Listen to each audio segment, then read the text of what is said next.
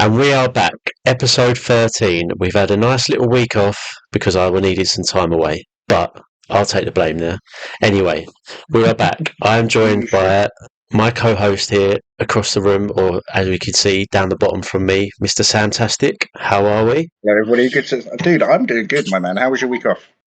It was nice, refreshed, lovely weather, and we're good to go again. We are good to go again. How are you? I'm excited for this one. Yeah, I'm good, man. I'm excited for this one. Won't delay it too long. We're also joined by the amazing Franklin, who is a professional wrestler with SOS, colleague of Sullivan Kings, who we spoke to last time out.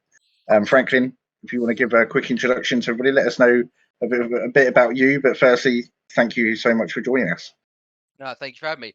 First off, ladies and gentlemen, I am the amazing Franklin, and I am the fortune teller of pro wrestling. And I am one half of the SOS Tag Team Champions to top it all off. Yes, and so Franklin is another wrestler that I have met through my time going to see SOS.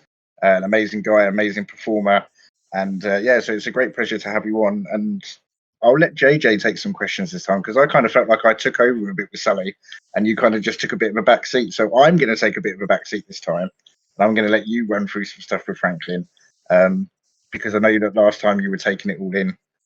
But yeah, I'm going to let you run through it with Franklin for a bit, and then I'll have some questions to come a bit later on. Just jump in when you want, but yeah. So nice to meet you, Franklin. This first time we've actually met and spoke. I hope you're well. Yeah. So obviously, as you've touched on there, a member of SOS and one half of the tag team champions. So how does it feel to be a champion? Well, it feels great. There's nothing better than having a bit of gold around your waist or over your shoulder. But it is not the first time either. I am a two-time SOS Tag Team Champion and a two-time SOS Academy Champion on top. So gold is in my nature. Not one to shy away from the championship matches then? Not at all. Extra challenge the better. Brilliant. So first thing I want to ask then is what and why did you get into wrestling? Well, simple. Grew up watching it. My granddad used to watch all the old world of sport, so he would watch obviously Haystacks, Big Daddy, and it was always just sort of prominent. Like it wasn't till like I was maybe 10-ish, maybe 12. Like I was flicking through the Sky Channel and saw WWE Raw for the first time with John Cena, Triple H, and Randy Orton. So I sort of just was hooked from there, and literally just kept being a fan, kept watching, and simply found a training school. Simple as that, really. Brilliant. So how long have you been like pro wrestling for then? I started training in, I think it was June of 2018, and then I debuted March of 19. So quite a while then. 6 years? Yeah, technically, pro as it were, 5 years, but I don't really count 2020 because of COVID. Yeah, true. It literally ruined the whole year, so I didn't really do much. I think for independents, smaller companies such as SOS now, COVID must have hit really, really hard because obviously your whole nature of the business is a live audience, and when that gets shut down, that effectively puts it stops everything, doesn't it? Yeah, just a little bit. It was worrying because again, I was only like a year in, if that, when it happened, and we went into 12-week lockdown, something like that, maybe like longer. I didn't see anyone other than my family. I didn't see any wrestlers that I trained with. And then when we went back to it, it was kind of like, oh, by the way, we've got training. Should we try a show? Bollocks to it. Let's do it. And it was a bit of a car crash, but then again, come back from not really wrestling for almost close to 4 months. Ring rust is real, right? Oh, it's horrendous. It must be, yeah. like that's why when you get injured or you've taken some time off for personal reasons, it's always good to get some form of training in beforehand, whether it's just a quick couple of hours before a show, or if you can do a couple of weeks prior.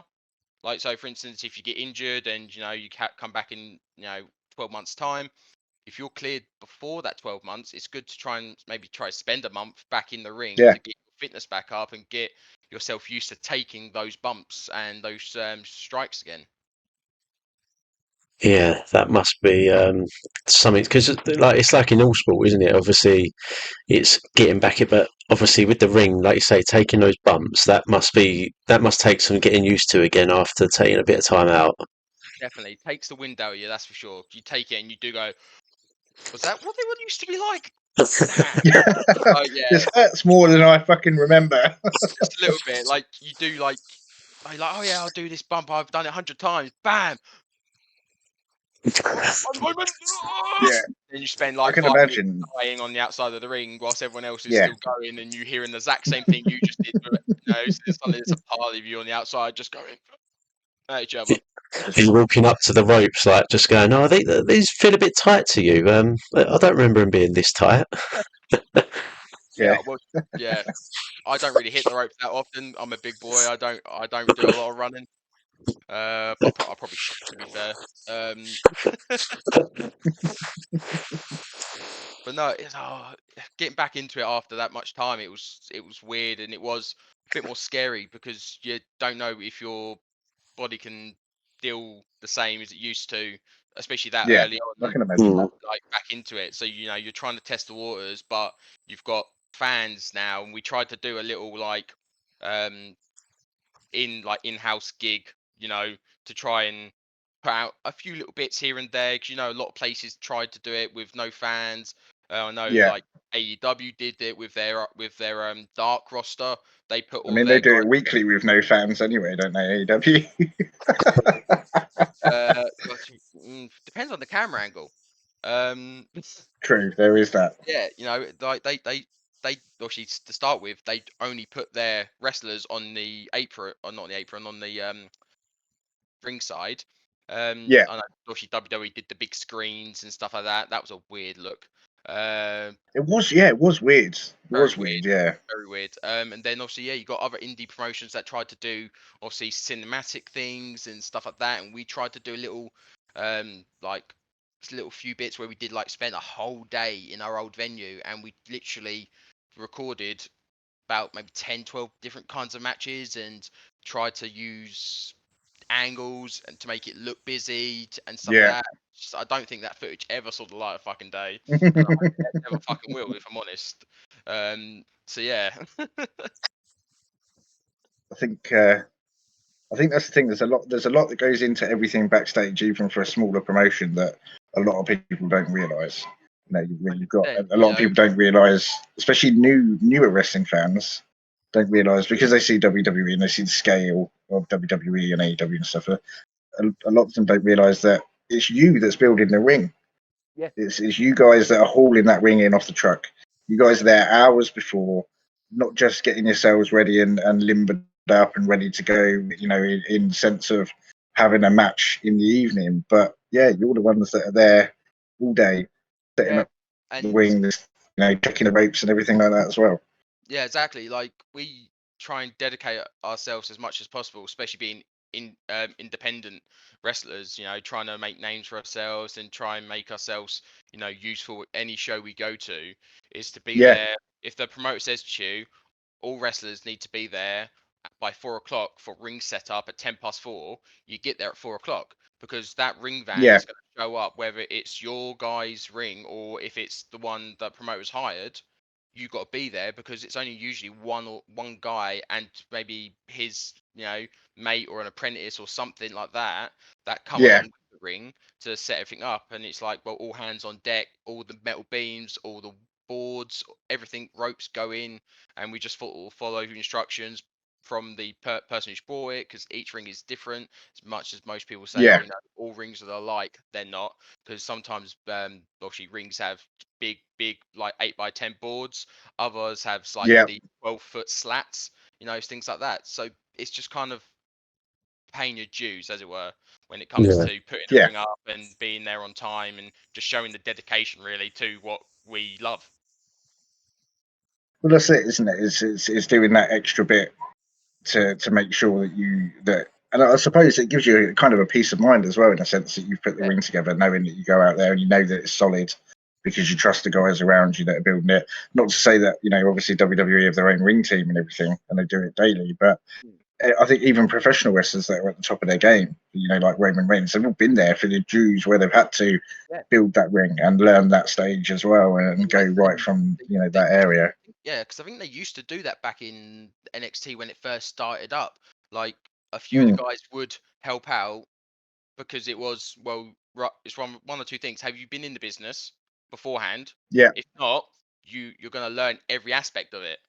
So I think it's a good thing that all wrestlers, whether it's yeah, your I first think so time too. is WWE or you've made to the WWE after 20 years, is to make sure that you know a ring inside and out.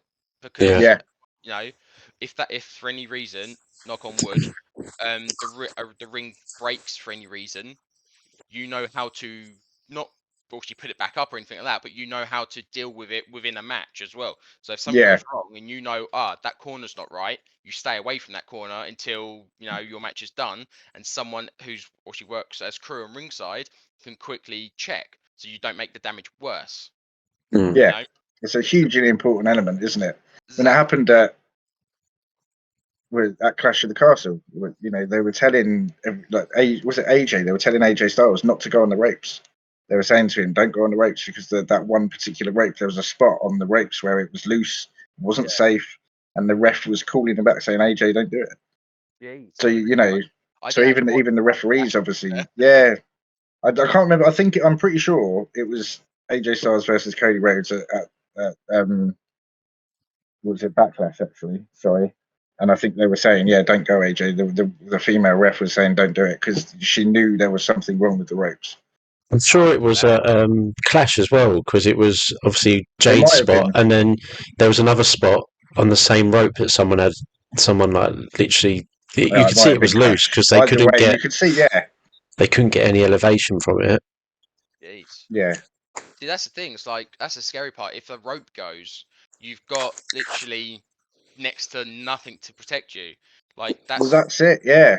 like Especially with you guys, because obviously with WWE, they've got some matting, albeit very thin. But you guys, the shows that I've been at, it's just straight wooden floor. If you fall from that top rope onto the outside, it is literally just wooden flooring for the most part inside the halls and the arenas that you're performing in. mass majority of halls or venues we go into, they rather have hardwood flooring or they have that old carpet that literally Yeah, Oh yeah, there's nothing half a safe mil about thick. that. Yeah, Yeah, you should sit your no naps underlay, out. nothing.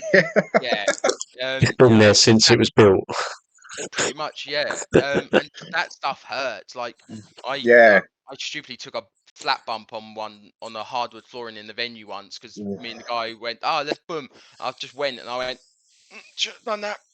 No. yeah, not doing that again. Yeah. Then he threw chairs on me to keep me under him.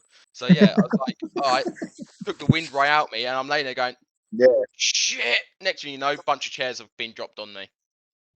fantastic. Now, on that note, Excellent. actually, that's a question that I've been thinking that I'd love to ask just anybody in general. But what is the worst bump that you have personally taken? I wouldn't count it as a bump, but Okay, I fell with style, by the way.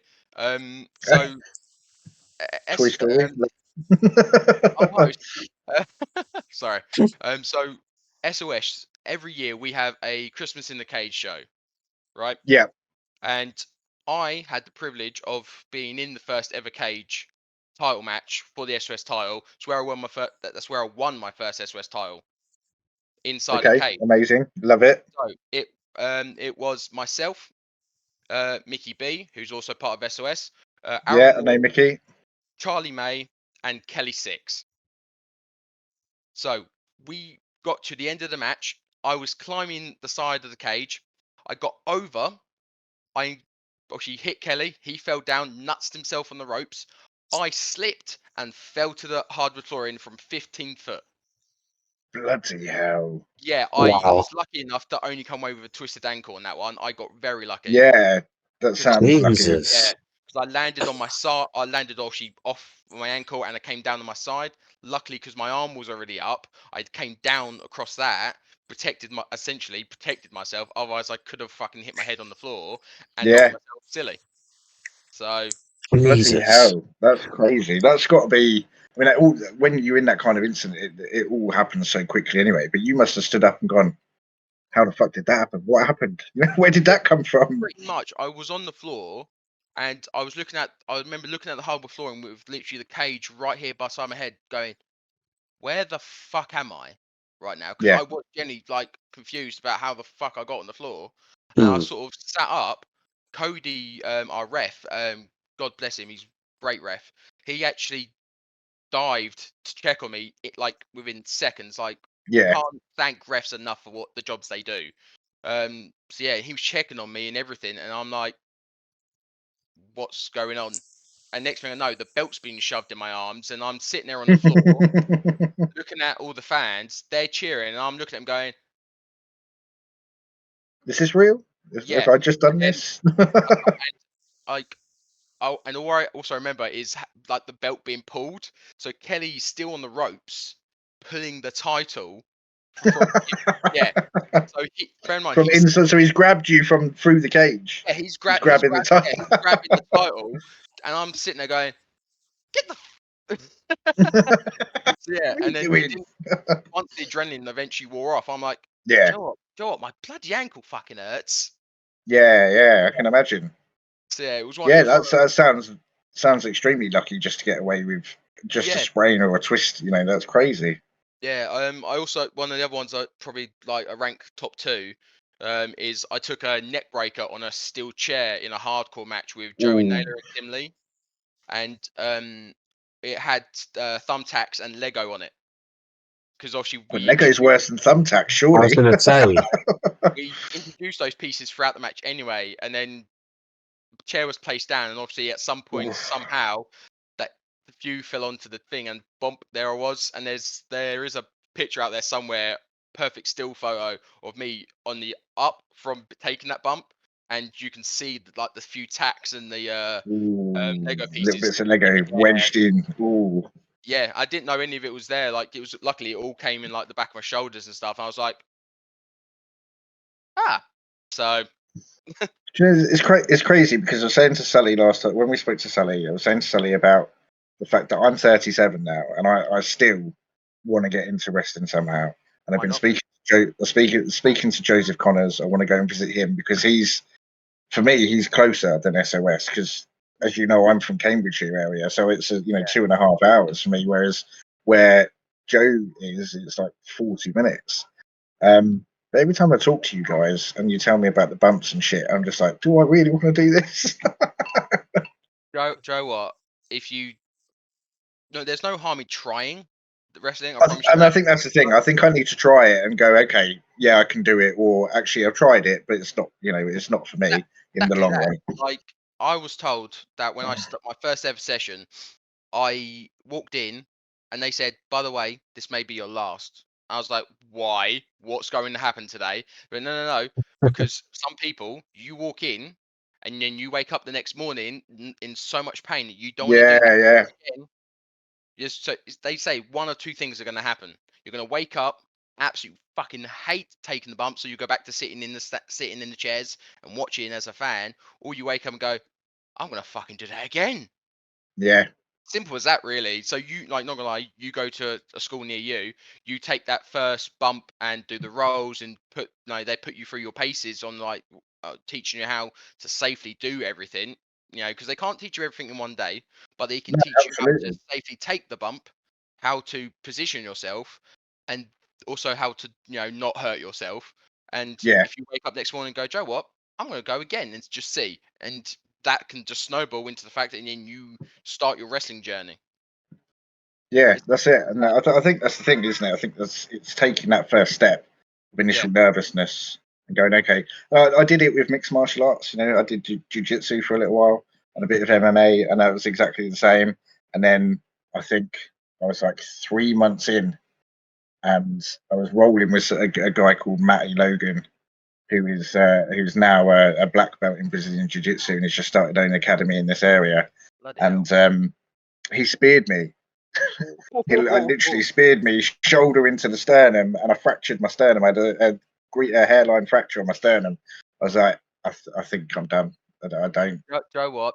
Yeah, that would put a lot of people off. And Yeah, I can't blame you. but I ended up going back. That's the thing. I thought I'm done, but I genuinely enjoyed it so much that I kept going back week in, week out. And then unfortunately, COVID hit, and my Yeah. son, because my instructor is also a third degree black belt in Taekwondo. My son was doing kids Taekwondo and loving it, and then unfortunately, COVID hit, and he never went back to it. My instructor never went back to it. It's just something that he kind of like, no, it's not for me. I've fallen out of love with it. But funnily enough, I spoke to him a week ago, and he's now doing Thai kickboxing with his daughter. Oh, that's cool. So he's got back into it as a student doing Thai kickboxing rather than as a teacher, and he's loving it. Yeah, like I think COVID destroyed a lot of people's passions for a lot of things, whether it was wrestling, martial arts, or anything. So, like some people found their passions for different crafts. Now, I've got a few friends who started businesses in COVID. It was a great time for that. An old friend of mine, she actually makes her own like clothing and stuff like that. I can't remember the brand, otherwise I'd shout it out for them. But they make like clothes for themselves, their kids. They make purses. They make everything. Fantastic. Things like that. And they found that passion through Yeah. COVID, and now that's their There's a- full-time job, as far as I'm aware. Yeah, It's a lot crazy, of people that. have found some undiscovered talents and stuff that they had lurking and stuff, didn't they, during Well, COVID? yeah. I mean, I think COVID was a good time in a lot of ways for the world. I think it needed to reset nature-wise. I think it needed that time to reset away from humanity and stuff. Yeah, But, I still find it yeah. weird, like the day the planes stopped flying. That was a weird one for me. Like when you suddenly don't hear planes is a bit Yeah. weird. I suppose, yeah, with where you are, you're quite close to, I'd imagine you're quite close to Stansted, aren't you? I'm about an hour from Stansted. So Yeah. where I'm based. But it was just the fact that no matter where you live, you always hear a plane of some kind in the air, right? Absolutely. It's Yeah, so yeah. weird not hearing one for The days on same with end. Like, cars as well. Just not even yeah, not hearing that pure traffic. Even now, It's like, it's weird when you go out on a bank holiday and all the cars like in your local area, it's just there's nobody about. Or like Christmas Day, you're driving to family on Christmas Day, and you're like, is it really Christmas Day? And then you see there's nothing on the roads, and you're like, yeah, okay. yeah. Now it's Christmas. That's exactly right. What has been your favourite match type so far that you've taken part in? Obviously, you mentioned hardcore. You mentioned being a part of the first steel cage match where you won your championship, your very first championship. Massive accolade with that. But what's the favourite match type that you would say suits you and your style? Well, luckily, a few months ago, I wrestled Oscar, who's also part of SOS. Me and him had a tarot card match. Fantastic. Okay. That is a match of a bit of my own creating as well as my promoter's creation. Essentially, the idea is there's a few obviously tarot cards, not with my logo or anything on, so they've been messed with at all. So yeah, and they get mixed up, they placed out, and essentially we take it in turns. Essentially, think of it as British rules match, but with weapons. Fantastic. Okay. So yeah, so round one, someone, not myself, could be the announcer, could be the guy on tech, it could be a member of the crowd. They'll flip two cards over. One is my card, one is Oscar's, and then whatever weapon shows up, we can use that for that round only. I like this twist. Yeah. As soon as that round is done, whether it's done by pinfall, submission, that weapon can no longer be used again. I love this. And I think it's like first to 2 or 3 falls wins. And when is this going to happen again? I need the feud for it. I need reason for it. It's not one I'm going to throw out willy nilly. Hey, listen, tornado tag tag team championship match. I'll put a pin in that one. It's not a bad idea, right? You got the right tag team. Like for me specifically, with my style of wrestling and the way I am as a character, that is my match. Like Yeah. I can see that actually makes sense. Yeah, makes perfect sense. I can't thank obviously my promoter enough for that. Like Paul, he had the idea, we discussed it, and we were like, let's put this pen to paper and let's make this something. So it's a fantastic match. I love it. I mean, British Rules match is amazing anyway, but to add that twist to it is fantastic. Thing is, it's out of your hands, isn't it? It's like, which makes it even more fun. That's the fun part. Like, if I remember right, there was a steel chair, there was a chain, there was an inflatable hammer, there was a bag of skills, pillows, and then the final card. Because the way we set it, it was just last round had one card. There was one more card left, and unfortunately or unfortunately, it was my personalized cane. That's the one and only weapon we could use through that entire last round. But pains me to say it, I unfortunately did not win the round for that card. Oscar did. But own weapon used against you. Oh, he tried, bless him. He tried. But with the Divine's help, he was not able to capitalize. Simple as that. Fantastic. There you go. I think that's a fantastic twist. I was not expecting that when you said tarot card match and British Rules. I absolutely love that, and that does go so well with your character. And obviously, for me, it's easier to see that than it is with JJ, because JJ's met you for the first time, but I've seen you perform live, and I can see 100% why that would work so well for you. Yep. That's a beautiful part of it, because like there's so many people who have certain matches that dictate their characters, and now I have one to try and essentially make it mine. So if I want to, I can then, if I'm in a feud with someone or something, I can be like, Joe, what? Let's throw the gauntlet down. Tarot card match. Yeah, tag team championship. Tag team pool tag team championship. Well, if anyone is brave enough or stupid enough to try to take my belts from me, good luck to them. Yeah, I mean, I see that. I mean, I'm not going to lie, I am a team friendship fan. Do like team friendship, and obviously that has now come to an end because JP has taken a hiatus. Lovely being a part of this. See, no, I'm only joking. Team friendship. To say it was a glorious moment to take the belts from them would be an understatement, but it was truly glorious to take them. I had a lot of fun doing it. Oh, I'm sure you did. Absolutely. I can see why you would. To see JP just laying there, useless, and seeing his poor friend Mike looking absolutely helpless to do anything. Now that I would have loved to have seen. I would have loved to have been there and seen Mike helpless. I agree with you on that. I would have loved to have seen that. That would have been fantastic. What type of match was that then? Was it just a standard tag team or standard tag team match? 2 months ago now, give or take. Like, I was going to say it's a couple of months ago now, wasn't it? Yeah, because obviously JP's now taking a hiatus, isn't he? Thank God for that. Not a JP fan, Franklin. No. It's the teddy bear for me. It's the vibes and the teddy bear that gets me going. I want to pump up and get dancing with the crowd.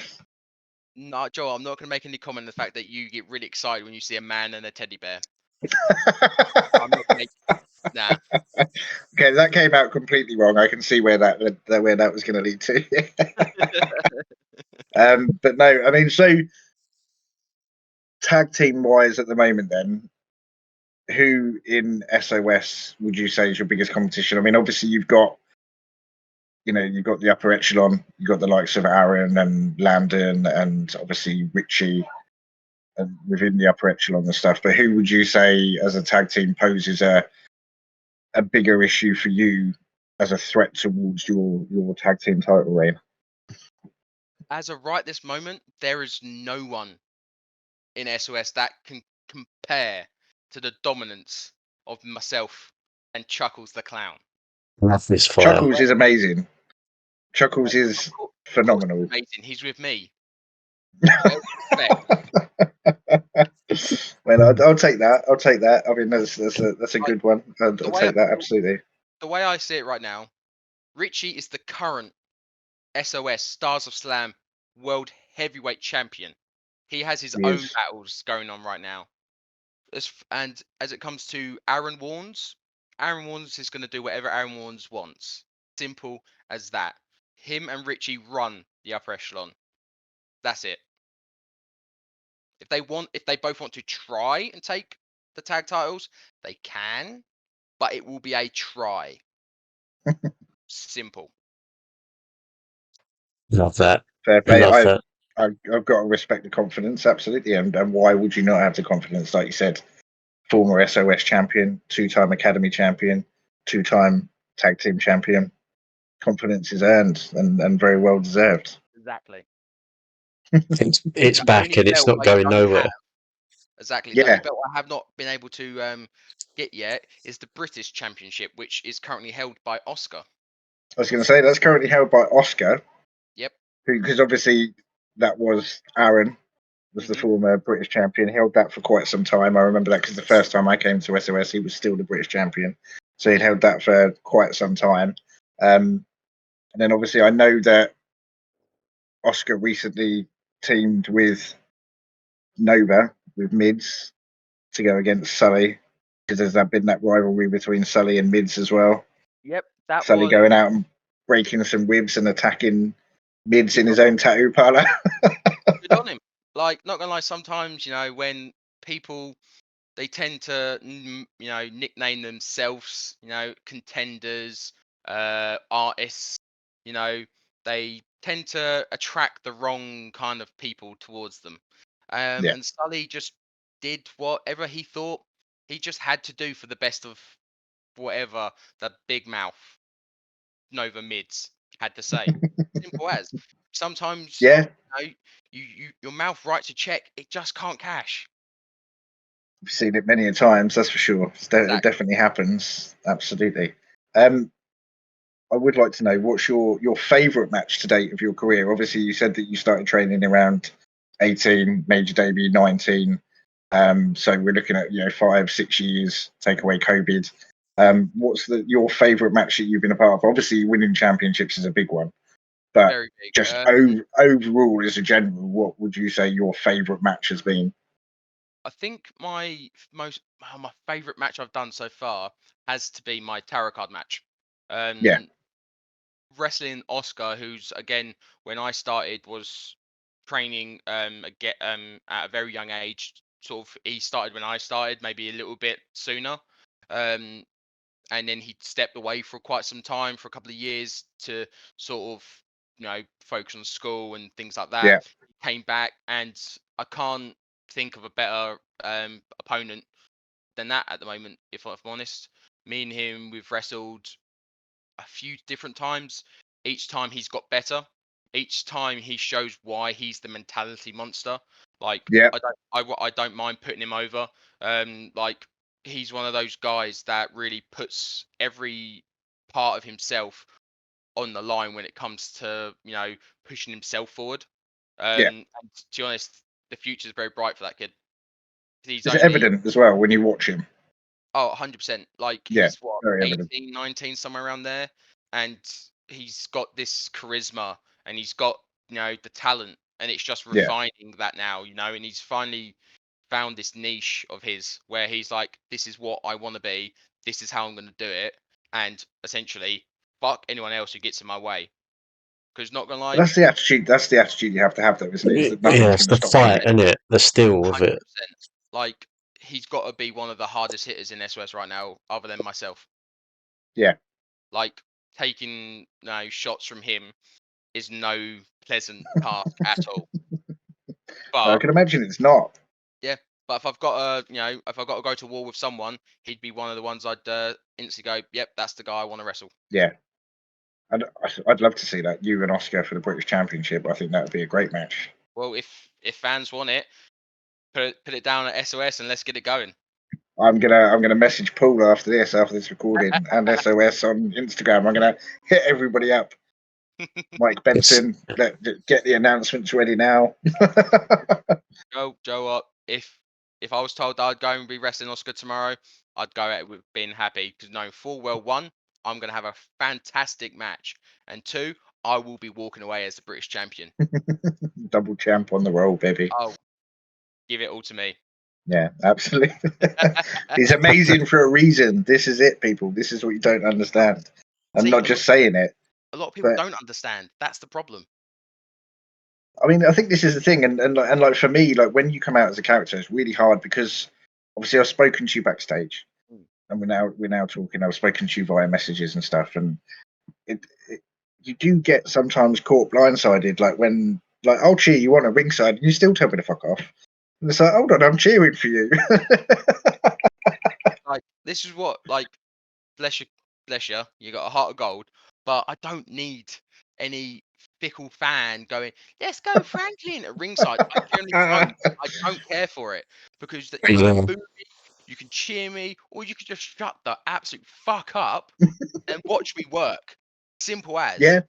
Because at the end of the day, I will not ever again stand at another side of a camera or in the ring and go, oh, I cannot thank the fans enough for the faith you put in me and blah blah blah blah blah bullshit. Simple as. I've gotten where I am on my own. That's it. I am a champion right now because I fucking worked my ass off, not because I had Johnny in the back fucking row go, let's go Franklin. No. None of it. So when I get people, whether they're kids or whether adults like yourself, going, yeah, Franklin, don't care. What will not change the way I feel, unfortunately. And why should it? That's the thing. Why should it? You are who you are at the end of the day. Like you say, people are going to cheer for you, or they're going to boo for you, and regardless of what they say or do, you're going to go out and do your damnedest every time and give it 100%. Exactly that. I mean, yeah, being heel, like, how does it feel when you interact with those fans though? Like, how much fire does that put in your belly? Oh, so much. Like, I'm getting used to actually getting the heat now.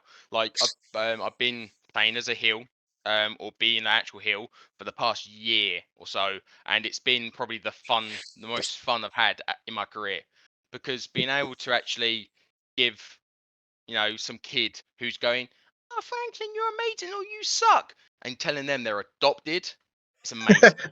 My son, for one. I have no memory of that. Not true. No, he does. Poor kid. But no, it's as simple as that. Like it's having fun what you're doing, whether you're a good guy or a bad guy. Yeah. It's just enjoying your craft. And then day, I'm enjoying what I'm doing, and whether the fans have come up to me and go, "Why did you turn bad?" Blah blah blah. Because I saw your face and decided, Joe, what? It's green on the other side. Simple as. Love that answer. Love that. But I think you've hit the nail on the head, because that's exactly what it's about. And JJ and I have discussed this on previous episodes, just where it's been the two of us.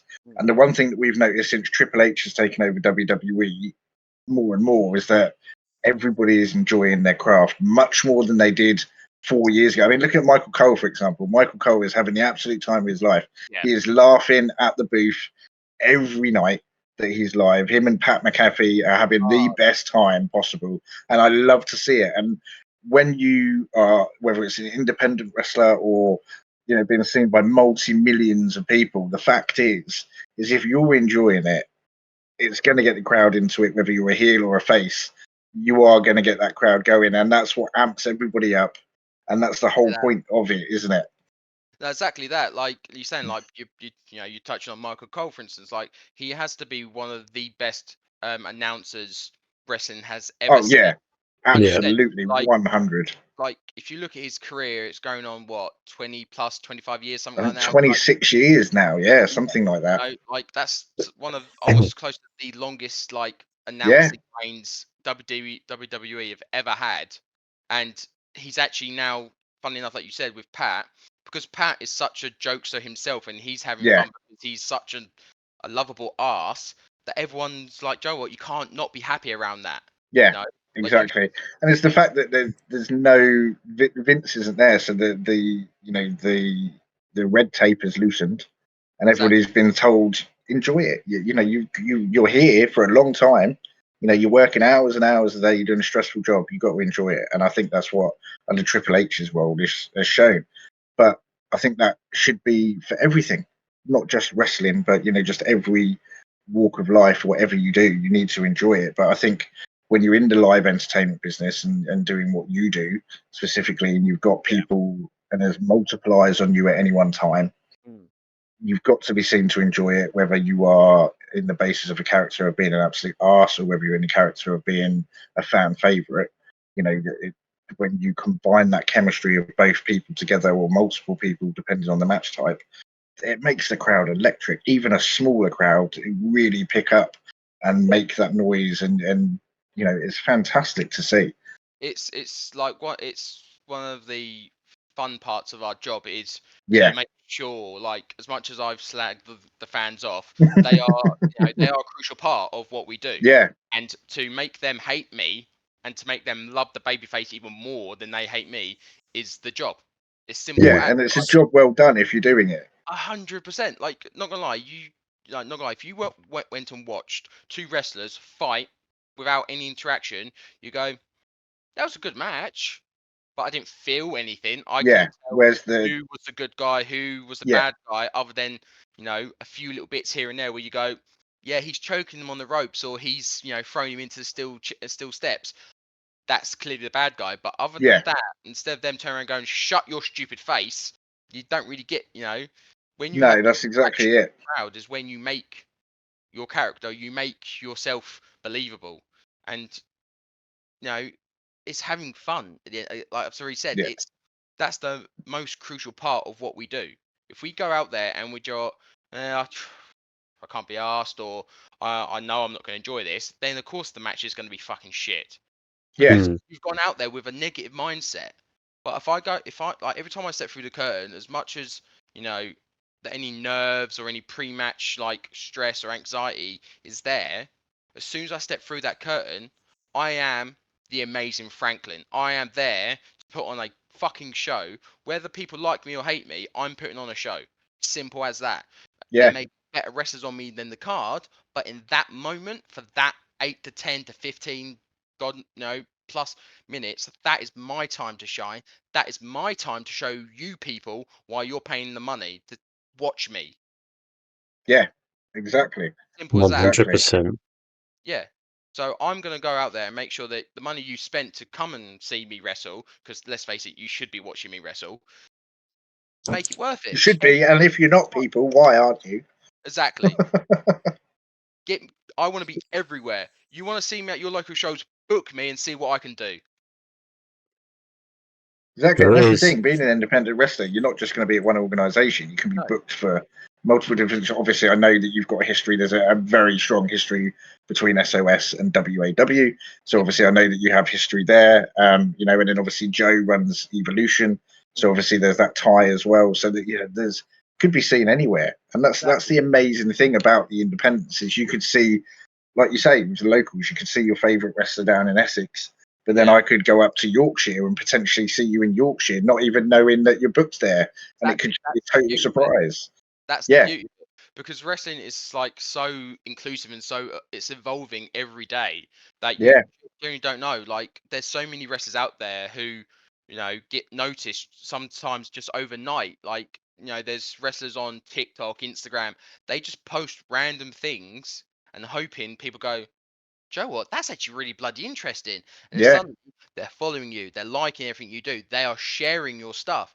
They are actually pushing you without you realizing that you're being pushed by these fans who are following you. And then suddenly, a random wrestling promotion sees this fan's share of a video of me wrestling for 30 seconds, and they go, Joe, what? I want some of that on my show. That right there is how some wrestlers can get booked. And that's the thing. It doesn't take long to share to support somebody. It takes 20 seconds to just go, all right, I'm going to post this on my story, tag the person in it, and then go, okay, I've got 6,000 followers, and I know that 90% of them are going to watch my story, for example. It doesn't take long at all to send someone viral. I mean, Oh, 100%. for an example, look at that girl recently, that Hawk Tour girl. She's just become a world sensation after saying Hawk Tour, and now she's That's not that worldwide. thing. It is mental. It is crazy how Yeah. like simple random interviews some YouTuber, TikToker is doing to random people on the streets on the night out, Exactly. and then suddenly go rather make them famous because suddenly all the eyes are on that person who's posted the video, but then suddenly everyone's asking the question, who is that fucking girl? Who's that What's her person? Yeah. name? Who's there? You know, and it took people God knows how long to find out who that whatever her name was, and go, Yeah. oh, that is that is that girl. Now suddenly she's got millions of people. I know she's in all sorts of videos and doing. It's like that girl that does. Have you ever seen the chicken shop dates? That Yeah. English girl. She sits in a chicken shop and literally they eat fried chicken and chips and they just have a date to the point that she's now sat there having a chicken dinner shop date with Ryan Reynolds and Hugh Jackman. And she started out just interviewing, just like we are now, just three people that Bloody hell. do something that they love and they're trying to do something that they enjoy, and now all of a sudden she's got millions of followers, she's invited to all these red carpet events, and she's rubbing shoulders with the likes of Deadpool and Wolverine. See, exactly. Mad. Something simple as that Yeah. can make you go viral in a matter of minutes, days, or even seconds.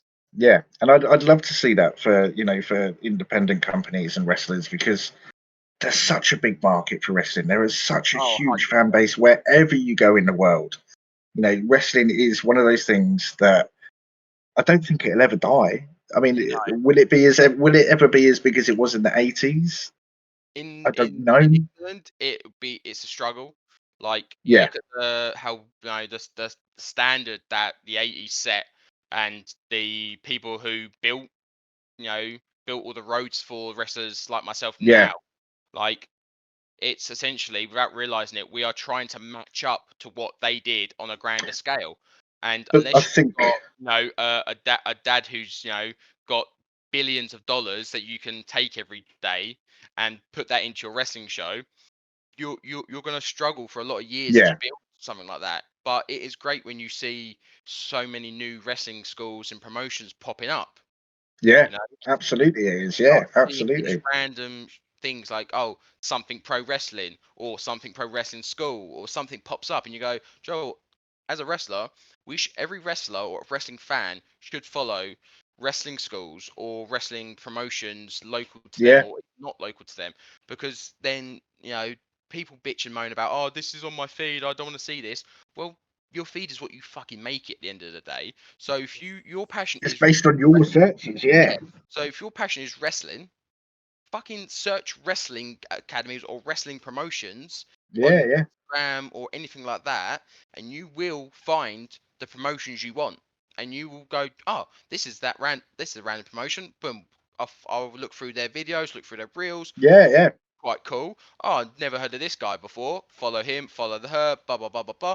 Suddenly, that person then shoot rockets in 6 months, and you go, Joe, what? I knew of them 6 months ago when they were wrestling in front of 10 people. Now they're wrestling in front of 700 people in an arena somewhere. You know what I mean? It's little things like that. Yeah, absolutely. It's one of those things. I get it totally. I totally get it. I mean, like you say, we've got two companies that come around here frequently where I am. One comes, I think, twice a year, which is Rev Pro, which obviously is a massive promotion within the UK, one of the biggest ones. It's hands down has to be the next to Progress. Exactly. Yeah, absolutely. So they come here every twice, maybe 3 times a year. And there's another one, LDN, that I saw years ago, and they've got a really good roster, a really good show. Haven't been for a while, but it's like with you guys. I'd never heard of SOS originally. Yeah. A friend that I've met through streaming happens to be a former work colleague and friend of Mike's, Mike Illingworth. Oh, okay. And his wife saw a poster with Mike on it and said, "That's your friend from work. He's wrestling at Charter Hall, and he's wrestling Gangrel." Yeah. He knew that I was a massive wrestling fan, and he went, "My mate's wrestling. Have you ever heard of Gangrel?" And I went, "Shut the front door. Your mate is not wrestling Gangrel." And he went, "Oh yes, he is." And I went, how do I get tickets? I'm coming. And then that was the first time that was my first taste of SOS. And Yeah, that was season's beatings, if I'm right. season's beatings in Charter Hall last year in December, yeah, and it was amazing. And then I came to see you guys again in January at Hitchin, Yep. and then I came to Harwich to see you there. I drove all the way to Harwich, which is a 3-hour drive, Appreciate it. and met Zach Zodiac as well. That was his last show before he flew out for AEW. Yep. And then I came to Downham Market and I brought my two boys, and my two boys absolutely loved it. And he keeps saying to me, my youngest is 9, Dad, when are we going to go see Oscar again? And Knuckles. He loves Oscar and Knuckles. And he's like, when are we going to go see SOS? I don't know either. And my oldest son, this shows you how weird my oldest son is. His favourite was Ewan, the referee, because he hit all those stunners in the Rumble. Because he came in as a surprise entrant and hit the stunners. My son was like, dude, that referee is awesome. Any chance was your oldest the one I apparently could adopted? No, it was my youngest, my 9-year-old. Well, tell your 9-year-old I'm sorry, and I meant to call his older brother. Apparently, Yeah. because you and the ref is an interesting choice of favourite. I have to say. Yeah, that's what I thought. He was like, I said to him, I said, right, because you came out, because as you always do, you guys are amazing. You always make sure so somebody comes out, and usually it's all of you come out to meet the crowd, take photos, etc. And and I was like, look, Franklin's there. We're going to say hello to Franklin. Oscar's over there. Knuckles is there. We'll take you over. And then Ewan was sat on the edge, and my son went, Dad, can you take a photo of me with the ref? I really want to meet the ref that did all the stunners. And I went, what, you mean Ewan? He said, yeah. And in every photo, he's just standing there like this, smiling. But then with Ewan, he's like, yeah, posing. I was like, he's your favourite, isn't he, dude? He was like, yeah. To be fair, I'm not surprised. He's giving it all the guns and stuff, because next to Ewan, everyone's got guns. He's a small lad. He's a small He is lad, very yeah, small, for sure. but his heart's in the right place. Yeah, Sometimes. but that's the thing. I think everyone with SOS is, from what I've known, away from the character side of things. You guys always go out of your way to make sure that everybody has an amazing show Oh, all 100%. the time. And when I even came to Charter Hall to see Eugene as well, Nick Dinsmore. I came to see that show as well, and again, packed house. 700, 800 people in Charter Hall. It was amazing, fantastic show. I even keep trying to get JJ to come because he's not far. I keep saying you've got to come to a show with us as well. It will be soon, yeah. Yeah, mate. Well, Yeah. we've got another Charter Hall show on the. I'm booked, dude. I've already booked my tickets. Oh, good honestly, man. 23rd. as soon as I messaged the Instagram page and I went, when are the tickets on sale for James Storm at Charter Hall? And they went, they're already on sale. And I was like, shit. Straight away, I was on. I went, okay, bam, booked my tickets immediately because I didn't want to miss out. Exactly. Like, if you can get down JJ, do it, mate. Like, oh, definitely, yeah. Charter Hall is one of those shows. It's a big show. We've done it. This would be our 3rd time now. Yeah. And it's a long day, but it's a great day by the end of it, because, like, sometimes the setup can be long, and the pack down's always long, and everything else in between. But the fun part is actually in the middle of the show, as it always is. It's the actual show itself. So from the moment Mark Benson comes out and says, "Let's go, everybody!" It's showtime. Yeah. And by the time the final bell rings, it's been probably 2 hours, 2.5 hours, hopefully of pure entertainment that everyone has enjoyed or hated in the right way, throughout the show. Yeah. It's as simple as that, really. And the Charter Hall show just makes it bigger, I think, sometimes. It's a great show. I mean, it's a great show regardless of the venue you go to, even a smaller venue. Like with Hitchin or down at Market. But yeah, Charter Hall is just on another level. It's a different beast. It's a different beast. Absolutely. Yeah, it definitely is. I also wanted to ask who. So we spoke to Sully about it. So I think it's a question that we're going to probably speak to about every wrestler that we have on the podcast. But you mentioned Oscar obviously being one of your favourite matches with the tarot card and stuff. But I want to touch on the people that you've met through wrestling that you wouldn't otherwise have met. Notably, we always do a bit of name dropping. Everybody does in these sorts of things, but like famous people. Who have you had the privilege of meeting and learning from, and wrestling if you've had the chance? Well, I've met quite a few. Like, obviously, I mentioned Kelly Six. Kelly Six Yeah, is big on the independents again at the moment. I know again, like everyone else, took time off, and he's come back even better. He's a yeah, champion all over the place. He's doing seminars all over the place. Um, you got Zach. Zach and his whole family are lovely. It's always a pleasure when we go up to WW, or we do a joint show. It's always a pleasure to see all those guys there. yeah. Myself and Oscar Hyde. We've had a match already, and that was a great fun match. Me and him, literally, we fought over who had the best beard. Of course, I won. Fantastic. I mean, you do have by far probably the best beard in SOS for sure. I I mean, appreciate that. Not that there's a lot of competition, because I mean, there's a bit, isn't there? I mean, Rex Wild, but his beard's all over the place. It's well, like that's why I really, think he's called Wild. probably, yeah, because he is like a wild man. Exactly. And the only other person that I can really think of, I mean, Richie's got a really short beard. It's Yep. barely there. But the only other person I can think of that really has a beard that would even come close to yours is Voodoo. Do you know what, Voodoo, yeah, he's got a very nice beard. He's a very bit of a creepy guy, right? I'm not just yeah. Definitely, yeah. I think I'm surprised. I mean, I'm not going to lie. Although you and Chuckles are a great tag team, I think Voodoo and Chuckles would make a pretty good team as well if you look at the dynamics of the characters. Well, you never know. I may be in the market for more people to join my circus. Voodoo is always more than welcome to join. The three bird rule does apply with tag team championships.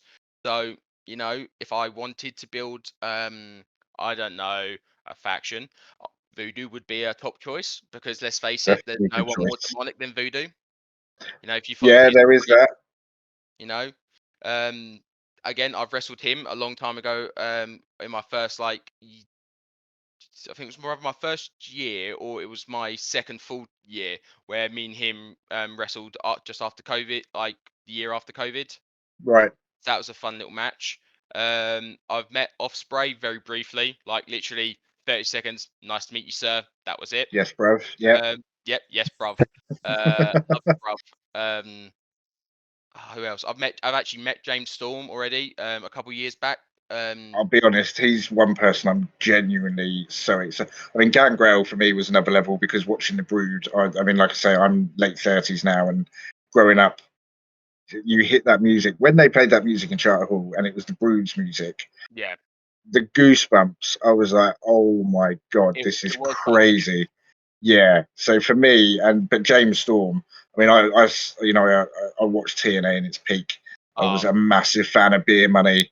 Him and Robert Roode as tag team champions, and America's right. Most Wanted when he was with Chris as well.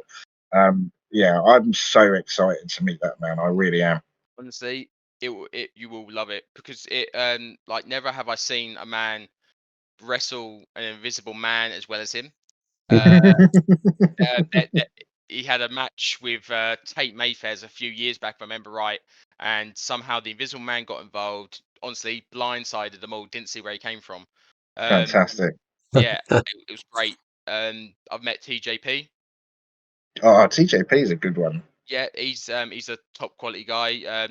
Again, this was quite some time ago. Because back before I actually was doing any wrestling, I was helping the promotion out by picking a few guys up and stuff like that. Fantastic. So I got the call. Do you mind going to pick someone up from the airport? And I was like, oh yeah, who? They're like, oh, do you know James Storm? I was like, do I know James Storm? Well, if I Of course don't, I I know shouldn't be James. wrestling. Exactly. Do I I know James Storm? Come on. Yeah, it's like, oh, do you know this guy called TJP? And I again looked at Brian and went, what do you think? So I picked them up literally the same time. That was a fun car ride, because they were both obviously jet lagged to high fuck. So they were Yeah. like, da da da. Just as normal. So there's me driving along going, haha, yep. I'm trying to think who else I've met. The Brian thing is, Pil- you're going to meet so many, aren't you, yeah, I met Brian over the Pilgrim, years? Texas King. Um, Yeah. years ago. So Brian that was Pillman Jr. Yeah. he was great. He's a funny guy. I Like, can imagine he is actually. I can imagine he's a bit crazy. His dad was off his rocker. Let's face it. I think Oh, if he takes after his dad in a good way, in a fun, good way, by I must state that. But he was off his rocker for sure. Oh, 100%. But you got to be, I mean, you got to be really when you like I think when your so. dad was who he was, whether it was a character or not. You kind of got to go. Got to be a little bit off my rocker, Yeah, right? I think Like, you got to be a bit off of your rocker anyway to just want to be thrown about by another man and be beaten up 100%, for a living. Yeah, 100%. that's definitely definitely takes some. JJ, So, I feel like I've taken over again. no. I was fine. I was going to ask, obviously, not giving away any secrets, but what are your pre-match rituals, or do you have any? I don't tend to have like a specific pre-match ritual. I kind of just because I do suffer, as a lot of people do, with anxiety. I do try to like take obviously as many deep breaths as I can before going out on the curtain.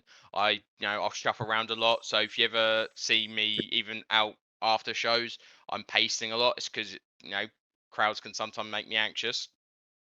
I'm genuinely backstage just focusing on, right, this is what I've got to do. I've got 8, 15, whatever minutes. That's what I'm doing right now. Focus only on that. No matter what else is going on in my personal life, that takes a back door, or a back seat, sorry, for the next 10 to 15 minutes. And once I'm done, I'm back to reality. I'm like, cool, this is my normal worries.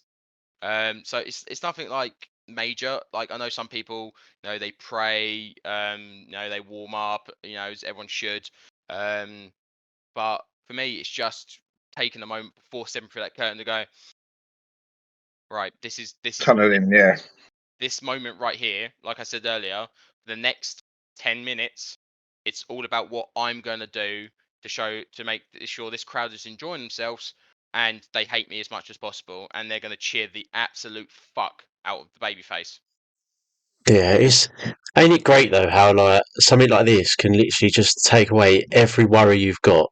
Like literally, you just forget about everything, and then you just put your heart into what you're going to do for those, like you say, the next 10, 15 plus minutes. Exactly. Because if you're not giving your 100% attention to what's going on in that ring, then that's when you're going to get hurt. It's happened Mm. to me a few times where I've taken my eye off the ball. I've let whatever's going on in my personal life take over, and I've gotten hurt a few times. Nothing that sidelined me for too long. Um, like, it's just one of those things. Sometimes, like, you know how to do something, but you get rocked by something because you're not paying attention Yeah, to something, and then suddenly you're on the ground going, "Fuck, that hurts." Why that's can't why fast. like I once took a fucking nasty lariat off Sullivan, and for some reason my leg didn't cut, like my leg buckled under me. So as I bumped, my leg hasn't moved. So I've almost bumped on my own leg, and it's pinged out, and I genuinely thought I tore ligaments in my knee. Yeah, Luckily, Oh, that'd be nasty. so after about a week and a half, I was fine. But in that moment, I couldn't put any weight on my leg, and I had to fight off Sullivan King and his tag partner back then, and on my own because my tag partner got taken out. So I'm in that moment of shit. I know full well why I've I'm hurting. It's not because Sullivan's unsafe. It's because I've taken my eye off the ball for that Yeah, second, and I'm now on the mat going, shit. and yeah. that's the thing, isn't it? Like you say, you've got to be 100% focused. You've got to be hyper focused for that. Oh, 100%. Like, but then the same can be said for if you're too focused, then you forget about, your interactions with the crowd. Like, if you're so focused on the person in front of you, then you forget that you're actually performing for people in the seats. Yeah, yeah. Mm. I can see that totally. So it's little things like that can make a difference. So it's almost like a double-edged sword where you're too focused and you forget about the people you're trying to entertain, or you're under focused and you forget where you are and you're focused on whether you've had a bad day or blah blah blah blah blah, and suddenly now you're laying on the canvas, or you're laying on the floor on the outside going, Yeah, how did I get down here? Why am I in so much pain? Totally Right. understand So that. it's just Totally trying to understand that. find like a pure balance, isn't it, in between, like you say, Exactly. yeah. Like I've gone out to wrestle sometimes on the worst days I've had, in the past 5 years, and every single time I've performed because I've had to, or I've gone out there and I've excelled in doing what I'm doing because I have something's rather got to me that day personally, and it's pissed me off to high hell. So I'm hyper focused on making sure that I am, the biggest heel I can be. And I'm giving the crowd a lot of shit. I'm giving my opponent shit. I'm telling the ref to back off because I've got till 5. The ref tends to forget I know the rule, and things like that. But then there's days where I know full well that I've underperformed because, again, of things that have got to me that day. I will go backstage knowing full well I'm sitting there going, you know what? That wasn't my worst, but I fucking know well that wasn't my best.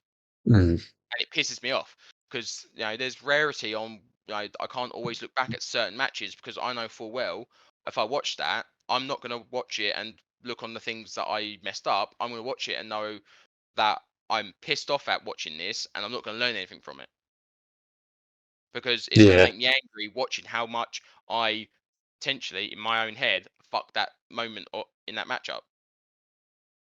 Yeah, It's as no, I simple. see. Yeah, I see where you're coming from on that.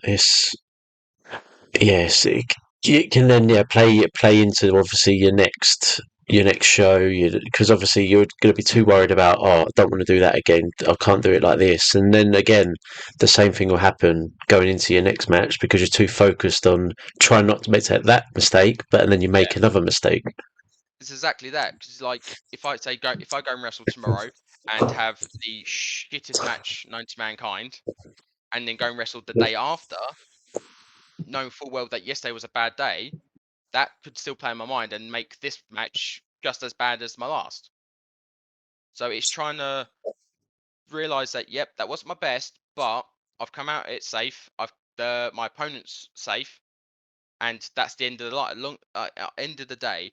Every time I have a match, I always think to myself, right, am I safe? Am I not injured? Am I hurt? No. Is Mm. my opponent hurt and injured? Because in the day, I don't actually, as much as I sometimes want to, actually, hurt my opponents.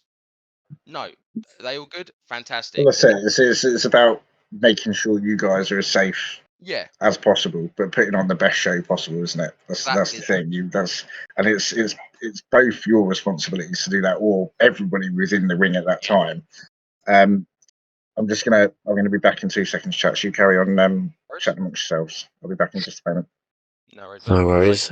I've been in situations where I've seen um people wrestle and I've seen them purposely go out there and try and hurt their opponent. For Yeah, whatever reason it is, not known to me, they've gone out there and you can tell they're throwing those strikes, they're throwing those kicks, they are throwing them down with some spite. there's You meaning know? to it. Yeah, and for no reason either. Excuse me. Yeah. Like it's just for me, it's uncalled for and unprofessional. Like Oh yeah. it's never, in my opinion, needed for someone to go, Joe, what? I've had a really bad day at work, or I've had a really bad day in life in general. So I'm going to go out there now and hurt this person because I'm in a bad mood. There's no need for it. No, At the end not of at the all. You're day, like you're both there to put on a show together. You're both yeah, there for the same reason, and that is to entertain and obviously have fun in doing what you're doing. You're not. exactly that. It's not a bare knuckle street fight. No, It's not at all. literally a If it needed promotion. be, we would go and be bare knuckle fighters, but we're Yeah, wrestlers. Yeah. You know, as simple as that. So yeah, I've never understood that in like certain sports. I get it. Obviously, you want to be better than one another. There's obviously everyone's competitive, but there's no reason, especially in some of these sports, to go out there and intentionally want to hurt someone. There should Yeah, like I don't know what, because you don't gain nothing from it, because all of a sudden like no one wants to be near you, no one wants to be with you. So exactly. Like, don't get me wrong. There's always a moment in a wrestling match where your opponent's maybe cracked you a little bit too hard, and you've had to go, Joe, what? you crack them back to go, cool, we're You dish out fair. the receipt. Yeah, the receipt. Exactly. It's So you give him a little receipt and go, cool, we good, calm down. it's acknowledged though. Like, yeah, It's like I work on the rule of three. They hit me once too hard.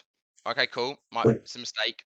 Twice, it's a bit 50-50. But if they do it times on the trot, that's when I give them my receipt. mm, yeah, Simple as that. Because rather they don't know what the fuck they're doing, or they've hit me times really fucking hard because they're pissed off about something and they need to chill. This has been famously said about professional wrestlers, hasn't it? I mean, like CM Punk famously said it about Ryback. Yeah. About the time that he was working with Ryback, that he said, I said to him, look, you need to calm down. Yeah. Second time, he said, look, you're doing it again. And then the third time, he actually said to him, look, are you doing it on fucking purpose or are you just stupid? And he said, well, I guess I'm just stupid. Yeah, because didn't Ryback like injure Punk or something like? Yeah. He was dangerous. Dude was dangerous. They were trying to push him like Goldberg. When Goldberg had his streak in WCW, they wanted him to be the next Goldberg, obviously, because they were under the rule of Vince, and Vince is notorious for liking big muscular guys and thinking that they are, the picture that he wanted. But yeah, I mean, and then Nia Jax, but Nia Jax seems to have come back solid now. She seems to have learned from her mistakes and come back, and she's doing a hell of a job right now. Oh, 100%. Like, I've never been a big fan of Nia Jax. It's just my personal opinion. Yeah. I know a lot of people will go, Joe, what? Like you said, since she got fired, come back, got injured, she's taken the time, and I love that. Now that you watch the absolutely. matches, she's not accidentally hurting people or anything like that now. Where like you watched a few things like a couple years ago, and you do go, oh, a little bit. Yeah, I think she was just was it just a case? I think she maybe was just a case of overzealous. Maybe she's not the smallest girl. She's stronger than most of the women there. Like it could be the push too soon, too hard argument, because when she came through into the main roster, they did try to push her quite a lot. Yeah. And I like you say, that I mean, fell on its face quite a bit. But I think so. Don't think that's any fault on her or anything like that. I just think that's a fault on maybe the pressure put on her. Because I think so. When most people are under pressure, cracks tend to form, and sometimes you slip. There's that famous clip of her doing the oh shit, was it? I can't remember what it's called. Where she's on the rope, she jumps, she sits on the bloody the chest. Annihilator. Yeah. Thank you. The Annihilator. Normally you put your feet down and you box that shit, but her feet would slip all the time, so she'd almost put her full weight on these people's chests, and you do go, Christ all fucking mighty, they now have broken ribs. Yeah, gotcha. And she injure Rhea at some point doing that a few years ago as well. Yeah, and she injured Bailey as well, didn't she? She put Bailey out a few years back as well before she was released. But like I say, I'm not a massive Nia fan. Nose. Yeah. She massively broke her nose, didn't she? She gave her a hell of a massive broken nose. Yeah, she fucked her up. Yeah. But yeah, I mean, like you say, I'm not a massive Nia fan, but I've said this to JJ on the podcast previously. More and more that I see of her, the more and more I'm impressed. Yeah. As a fan, she's doing the right thing, and I think it's a good choice to have her as Queen of the Ring, and have her with her match this Saturday against Bailey for the championship. Because I think if someone's gone away and like gone back, rather whether it was injuries or whatever it was that's made them, or they've been fired or whatever, and then they've taken the time to go, Joe, what? I haven't trained as hard as I used to when I first started. Now it's time for me to go back to the drawing board and really go back to watch all my matches. Yeah. Point where I fuck up a lot and go, cool. That's what the shit I'm working on. And that's the thing, isn't it? You see people get released all the time, and it's unfortunate, but it is the nature of the business. If you're not what they're looking for at that moment in time, you are going to suffer from it. But there are people, and the two prime examples that come to mind straight away, Drew McIntyre and Cody Rhodes, both released, both got to the top of their game. Drew went over to TNA, dominated over it in TNA. Cody went to Ring of Honor, then obviously started up AEW, killed it over there, and now look where he is. They didn't let it deter them. They were like, do you know what? Okay, I wasn't good enough for the WWE, but I'm going to make sure as damn that they want me back. Put fire on them. And they just determination. one or two things is going to happen in that situation. You're going to let the defeat you, Yeah, or you're going to take it and let it burn and let it be something more. Because like yeah, again, also about people we talked earlier about paying your dues. So you show up on time, you put the ring up, you do the work. Like, not gonna lie, Cody Rhodes left WWE. He went to Ring of Honor, New Japan, and there's actual and other indie promotions. There's actual photo evidence of him after shows in gear, cleaning up. yeah, There's yeah, him sweeping up so broken glass or rubbish that's been on the floor. He's in gear. He's done all the fan pictures. Everyone's left, and he's there, broom and yeah, everything in Mm. hand. It's like, not gonna lie, if Cody Rhodes 5 years ago, right, can do a ring job, why can't any other wrestler? Like, yeah, no, absolutely.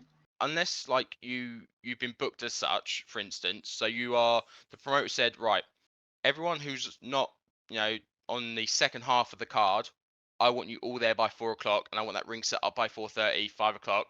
People who are in the last two matches of the night, the main eventers, you can come at 5 o'clock or 6 o'clock, an hour before the door opens, whatever you want to do. Then that's the promoter's choice. But if you've been told to be there at that time, you Yeah, get there at you're that fucking there. time. Yeah, Yeah. Simple as that. Because, not gonna lie, like, if I went to a promotion now and they've booked me on all the like, I've opened every show for them, but I'm always on time. I'm always helping. I'm always packing down. I'm always nice to everyone. Not that I want to be, you know. I, but I'm always there. They may go, Joe, what? They've seen me do my stuff for the past 6 months. Now I'm going to give them the fucking opportunity. yeah. You That's know, what it is that's the work, isn't it? It's not just your in-ring ability; it's what you do behind the scenes, what you do in for the promotion itself, in the exactly. sense of how are you helping lift the promotion, how are you help, and that's what they mean. Yeah. That's what they mean Like, about saying carrying stuff on the back. And obviously with WWE, it's slightly different because of the scale that it's on. oh yeah, But like, you should look at WWE and AEW. Like, they've hired a ring crew for a yeah, ring. exactly. It doesn't necessarily mean that you get there after the ring crew. No, I mean, No, no, you no. you look at the Undertaker and you look at the scenes of the Undertaker with Paul Bearer, and they're practicing the run through for this buried alive match and stuff like that for the results and the timing, History. and they were there for hours. Oh And yeah, it's like, not an exciting part of the job. Surely you yeah. can't, you don't want to be sat around for hours just going, oh, I'm going to raise my hand for the 15th time, just so you can set the pyro off and you know exactly when it's going to go. That's got to be the grueling side of it and the Oh, painstaking 100%. side. Like, again, there's an interview with Randy Orton. Randy Orton, is famous. He said that his feud with the Undertaker was one of the best moments, but also he fucked up so badly Yeah, night before. Like, was it the Hall of Fame? He went out that night and missed his rehearsal slot, Yeah. yeah, and he got there as the Undertaker. His dad, his granddad, were leaving, and he's like, fuck, I've just now embarrassed myself in yeah. front of some of the biggest names in this company. Yes, I'm 24 and I'm the I'm the hottest shit on I'm this the next planet. shit. Yeah, exactly. Exactly. But I've also gone and embarrassed myself against the fucking Undertaker the day of. Yeah, of all people you could Yeah, do that to, right? exactly. Like, I'm a big believer in no one wrestler on the card is bigger than the card. Yeah, And and no one. and that's the thing, and one thing that I always stood by, and despite him as a person away from the business, one thing that I've always agreed with Vince on: no one's bigger than the company. No one's bigger. Not even Vince is bigger than the company. The Exactly company that. is what it is. Yes, okay, you make it, and the fans make it run in the Yeah. sense of financially they keep it the wheels turning, and the wrestlers make it. But you can always be replaced on a card Oh, if you fuck up. 100%. 100%. Like, I don't always understand the thoughts going through people's brains when they're like, Joe, what? We've been told to show up at this time. I'm gonna show up an hour later. Unless Yeah, there's yeah. a legit reason, whether you've got family things to be dealing with or whatever else, or traffic or something, there is no real reason if you're local to the promotion and you're not there on time. If Yeah. you've got other commitments, fair dues. But like, why purposely go, Joe, what? Because I am who I am, or whatever it is. Because I feel I like it. Yeah, Yeah, I feel like, Joe, what? Boss, no, the guys told us. be there at 4, I'm going to show up at 5. No, if you can get there for 4, get there for 4. Yeah. It's always my Yeah. thing. Like if I can get there, when I'm asked to get there, I will get there so I can put a I mean, shift in. I've seen you guys all there early. I mean, Yeah, I roll up regularly early yeah, because I want to get parked. I want to get some food beforehand, and I'll circle the area locally so I can find a cafe or something.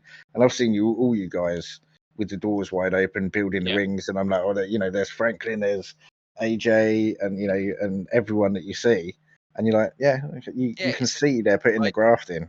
yeah, it's a team fucking effort at the end of the day to get that ring up, get the Yeah, the entrance set, to make sure everything is perfect for the show. and As simple as that. speaking of work, your colleagues in your everyday job. Hmm. Now, I know obviously one of them you work with is heavily involved with SOS Yep. with Izzy because she obviously does all the social media, she travels with the shows, etc. But your colleagues that aren't involved, what's their take on it? When you first told them and they first found out, what was their take on you being a wrestler? Well, funny enough, a lot of the people I work with are family, Oh, okay, or right, close to family as can be in that sense, yeah, because like my parents started the company 20 okay, years ago. understood. So yeah, and fun enough, one of my colleagues, he actually introduced me to SOS, because his friend at the time wrestled at SOS. Oh, fantastic. I don't know if you've ever heard the name Callum Chuck at all. I have Um, seen him. I've seen him on Instagram. He comes up. He came up on my Instagram because obviously I follow the likes of you yeah, and everybody involved. He comes up as suggestions. So yeah, I followed him as well. So yeah, I do yeah, know the name through you guys. yes. So Callum Chuck's like, if you ever got to meet him, he's a lovely bloke. He's a former like proper amateur wrestler. So Fantastic, he's got the medals. I'm on medals, some medals for all of it. He's now like a strong man. He's got his own like mixed martial arts gym in amazing. Love Witham. that. It's amazing. Like again, someone else who used to do an old job and found a passion somewhere else, and now he's like, this is what I want to do. Yeah, yeah, Like he wrestled and he's friends with one of my colleagues, and it was a case of like, oh, I'm gonna come down, oh, you know watch a show, and they've got another show the next day, so I went again the next day, and then it was like, oh, do you have a training school? I heard you do. They was like, yeah, next Sunday come along. And that, yeah, here we are. That exactly. was it. So all my colleagues are like, because a So they're few, all involved. I mean, I've seen your parents at shows. They are yeah, the loudest people in the arena whenever you come out. oh, You 100%. can you My can barely, and I love that though. I absolutely love it because as somebody that goes out and does that sort of thing, that's what you're going to be striving for. Not only obviously the fan base that you want to get against you as a heel, but as a person, just as a person, to hear that support from your parents has got to be oh, so it's overwhelming. it's crazy, because there's a clip out there somewhere where I won my first SOS title, and I'm standing there kind of on my twisted ankle and all On the that, twisted ankle, yeah. and all my like family, like I'm here, all my family have just circled the ring and bolted at me. So I've got obviously my dad, my cousins, my nan was even in the mix, and they've all just come rushing over and hugged me. I'm like, oh, da da da. Next thing I know, bang! My mum's come out of nowhere and like, you Just know, blindsided you, yeah, yeah. essentially, because again, like everyone, like the rest of my family, was so overwhelmed. I'm like, yay, fuck. Yeah. So yeah, so there's a clip of me getting like sandwiched essentially by my own family after my That's win, fantastic. I love that. which is like it's a lovely moment Yeah. I have with them all. And my mum is my biggest supporter. I know Oh yeah, it's a very cliche thing to say, but like whenever I can get the time off, she's always very like there, where she can. Like she won't ever like stop me from wrestling. She yeah, supports me 100%, which is great. It's amazing. Because I know not everyone has that support, whether it's from family members, if it's wrestling, if it's football, if it's ice hockey, or whether it's yeah. personal things, like podcasts or anything like that. Like sometimes people don't have that support, Hmm. which is it's very upsetting that and it's a shame that when I see people who push themselves but aren't pushed by other people to help them, Yeah. it's very like unsettling for me. I'm not a massive I'm a massive family man. I love all my family, so when I see other family not support their kids or their brothers or the sisters or the cousins or whatever, it's very It's strange. it's kind of abnormal to you, I guess, Yeah, it's very because abnormal. by the sounds of things, you've grown up. I mean, do you have brothers and sisters and Yeah, stuff? I'm the youngest of four. So I guess the other three as well have been brought up the same, very much supported by your mum and dad, and that you all supportive of each other. Yeah, exactly. Yeah. Like we all try and support each other as much as we can when we see each other. So yeah, so it's one of those things that no matter what, I know my family have always got my back and I've always got theirs. Yeah. Like I know full well no matter what I do in my life, whether it's a good thing or a bad thing, I can turn around and go, Joe, what? I've enjoyed what I've done because I've had them right there Yeah. behind me going, go Mm. for it. Like last That's year, exactly right. Yeah. I got the the pleasure of wrestling in Portugal for CTW, and I had sort of actually sought my own lift because I was the only one going. Because usually we've got a partnership with CTW and SOS where we usually send one or two guys out, and I was the one person to go out on my own. So I couldn't car share with anyone Yeah. or anything like that. So again, my dad took the time at bloody stupid o'clock. I think it was at night like 10, 11 o'clock at night or something like that, drove me to the airport and I then took off. And then again, I got back late that like 2 days later. Who was there waiting for me? My dad. You know, it's little things like that. Is that you know Oh yeah, absolutely. I it totally sounds get really that. stupid, and most wrestlers would say, "Oh yeah, my dad, my mum, my cousin, my aunt, or whatever drove me to the airport where they could, so I could get on that flight at 7 o'clock in the morning, 10 o'clock at night to go to another country so I could wrestle." But it's one of those things that shows you got the support. Yeah. You know? Absolutely. But like I say, every time I've been to a show and you step out of that curtain, actually every time you see the video come up when it starts with the merry-go-round in the circus, and like, oh fuck, here comes Franklin. We're in for a treat.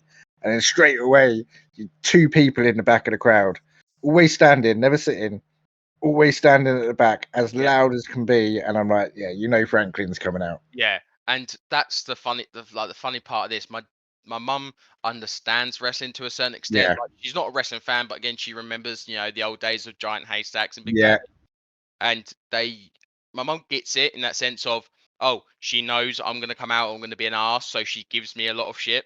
So there's a lot of times that you might see me when I wrestle. I do a lot of this, the little right. like little fuck off symbol because she's swearing at me.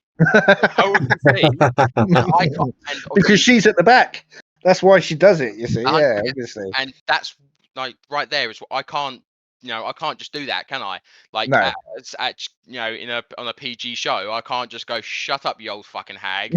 So I have to, you know, I have to just go, oh, sit back down before you break a hip or something. I have to give Yeah. her something without telling her to sit the fuck down. And then my dad, bless him, he gets wrestling, but he decides not to get it. If that makes sense. Yeah, yeah. He's the very I'm proud of my boy. Let's go, my son. Come on. Like yeah, that's how he always is. So when I was obviously a good guy, he was always like, yeah, Franklin. And now I'm a bad guy. He's still like, yeah, Franklin. Yeah. So yeah, so It's very much that's my son, regardless. exactly. So Yeah, if you ever at an SOS show and you hear one man in the crowd yeah, chant for me, 9 times out of 10, it's my dad. yeah. And I've seen him and I've Yeah, heard him. You hear him before you see him yeah. because you do hear him, and then you look around and you go, "Yeah, it's the same guy. It's Yep. Franklin's dad." Yeah, Yep. definitely. My dad's not he's definitely not the most subtle man in the world, that's for sure. Well, I love that. I He like you likes say to it's make sure if he doesn't like something, he'll let you fucking know. But again, that's always it's one of those qualities I love because it's like even as my dad, he won't just go, "Oh yeah, that's great." As no, a don't kid, beat obviously he around the thought he would, bush. Yeah. but as an adult, he goes, "That wasn't your best match, was it, boy?" No shit. It's little things like that. It's like he calls it as it is, and it's like you know what? It's lovely, but also could have told me that tomorrow. Yeah, Like that's just yeah, wait 12 hours, Dad. Wait until I exact. talk to you in the morning. But yeah, but it's always the case of like he'll go like he'll come up to me after shows and goes, "Did well tonight. You're all right. Yeah, you sure? Because that wasn't. I don't think that was your best." I went, "No, you're probably right. Probably wasn't my best. But thanks for pointing that out." So it's always the way. It's always the way. You know. Yeah. Yeah. There's no subtlety about that, man. So it's So, great. So sorry, go on, JJ. You go. I was going to say, so obviously you mentioned about going abroad and obviously wrestling in Portugal. How was that compared to wrestling over here? What, like, yeah, just how was it? Can I just say one thing? Words out of my mouth. Yeah. Yeah. Wrestling in Portugal. It's definitely it's different. Things in Portugal, if you've never been, they're so chilled and relaxed. Like I went to Lisbon and I was expecting busy, crazy, in the more stuff like that. Nope, completely quiet, chilled. Like we literally I landed I think like 11 o'clock at night. I went and stayed at I'm probably going to butcher his name, but is a Bruce place. I don't know if you've ever seen him at all. Through Can't SOS. say I have. I think the only person that Um, I've seen at SOS from Portugal, is Red Eagle. Yep, him and Red, or she, they run CTW together. Oh, The I didn't know trains, that. Oh, yeah, wow. yeah. So, Bruce started Oshi as a student. Yeah. His whole moniker is like if I remember right, it's the Man in Black, the student, Abru. Okay. If you look him up on Instagram, you won't be disappointed. He is probably one of the best technical wrestlers I've seen next to Richie and Red. Like, if you wanted to see a great technical match, it'd probably be Red and Richie, or Richie and Yeah. a Brew, or a Brew and Red. Richie really impressed me against Johnny Kidd. It's, I it's loved that match. That was a fantastic match. when Richie was told, you should have seen his face light up. It's like, oh, Right. by the way, Johnny Kidd's coming tonight, and Richie was like, oh, great, you're wrestling him. And Richie went, No, what? I could What? tell because Yeah, the first thing that I said to him, actually, sorry to interrupt, by the way. that's right. The first thing I said to him when I saw him after the show, you found that really fucking hard, didn't you, Richie? And he went, what? I went, you're a heel. I was like, but you could not stop fucking smiling. And he said, he just said to me, went, it's Johnny Kidd. He said, it's Johnny Kidd. And It's crazy. I said to my mate Phil, who I went with, I said, look at Richie. He cannot stop smiling. I said, he's loving this right now, and good on him. Do you know what? Richie's one of those people that I can't say a bad word about. Yeah, he's a good guy. Richie, he's generally such a great guy, and he deserves to be a champ. He deserves to be at the top of every card. So if there's anyone watching this or going to be paying attention to anything I say tonight, Richie is the man. Like, you can put your whole company around him and he will thrive. There's a reason why he's our champion. He's a great guy, and any promotion in this country or otherwise would be lucky to have him on your roster at any point. Fucking Simple hell, as. that's an endorsement for sure. Honestly, like, there's a reason why he's the ruler of the ring. There's a reason why he is champion, because Yeah. the guy, again, he shows up on time every day. He has got, I think he's hit every single show we've had full steam. You know, he's I've not seen him do otherwise, exactly like, for sure. it's as simple as that. There's a reason why he is, the champ. There's a reason why there we put him in the big match situations, because we know he can handle it. Yeah. It's simple as that. But yeah, And no, sorry to I'm sorry to it's cool. interrupt. I just, like you said, you say about technical wrestlers, and obviously you brought up Richie, and I had to bring up that Johnny Kidd match because that was Oh, phenomenal. But yeah, so you don't went blame me. over. So obviously you stayed with the Brew Yep. in Lisbon. And literally the next morning, early start, went to the venue. Literally, I think 10 a.m. We then did a seminar with Tamura from Japan. Because he's Yeah. part of Heat Up Wrestling in Japan. Yeah. And again, CTW have a connection with Heat Up, so we have a connection with Heat Up as well. So which is great, because that obviously makes opportunities for us down the line to go to Japan. Hopefully, fingers crossed for some of Yeah, us. yeah. Let's hope You so. know, Bloody hell. so we put like 2.5, 3 hours of training in. It was 1 o'clock. Shows at 4. So we had a few hours to go and get a drink, get some food, blah blah blah. And I wrestled someone called MBM, right? And he's all over the States. He's all over Europe right now. He's great. He's again, another nice bloke I've met. He's easy to work. It's just so much fun. Like honestly, if you search up again on Instagram, if when you get time, it's rather goes literally under MBM or the one true sweet boy MBM. Honestly, it's Love fantastic. that Like name. it's fantastic. Like you watch his stories and whatever else, and like he's always doing something. Yeah. Whether he's doing interviews or he's in the States working for GCW, or if he's in Belgium working for someone there, or France or whatever it is, he's always doing something. And it was a true pleasure to wrestle him. It was a lot of fun. So yeah, and it was probably one of the easiest matches in a good way, I've ever had to do, because it was Yeah. kind of like you meet, you chat. This is the premises of what we're doing. Let's go and fucking rock our shit. Yeah. And Just I went out and I was told I'm going to be the good guy. Bearing in mind I'm freshly a bad guy, so I'm like, okay, cool. I can throw out my old shtick. Easy done. But there was a moment I'm sitting backstage going, these fans have never seen me before. yeah. I'm English, to say one thing, and I'm going up against someone who's Belgian, but would they gravitate towards him because Europe? He's from Europe, Yeah. and something you know what I mean. Yeah, Let's yeah. face it, not every country loves us as much as No, deluded. that's not true, Franklin. I don't know what you're talking about. You're very No, deluded. Everybody loves us. yeah, exactly. As deluded as some British people may think the rest of the world loves us, Yeah. they don't. But I was very lucky and fortunate enough that the moment I went out, they gravitated towards me. It's one of those moments that I stood in the ring and the crowd were going nuts. I was just waving my arms and they were reacting, and it was just the noise because we were in a car park. Oh, The venue nice. was a car park, Excellent. and they use it for markets and stuff like that. It's Right. great. And just the crowd were like on another level. It was just so I was much going to say, fun. how does that compare crowd wise to a hall? Because obviously you guys perform outside at Mm, the Lou Roll Festival yeah. as well. It's different because obviously with venues here, obviously it echoes and everything, Yeah. but when it's outside, outside it can be a bit muffled because obviously you get patches of crowds at festivals, and Yeah. they're actually like, yeah, wrestling. I was like, yeah, whatever, you know. Mm. Yeah. In a Yeah. car park, no matter what we did, everything was loud.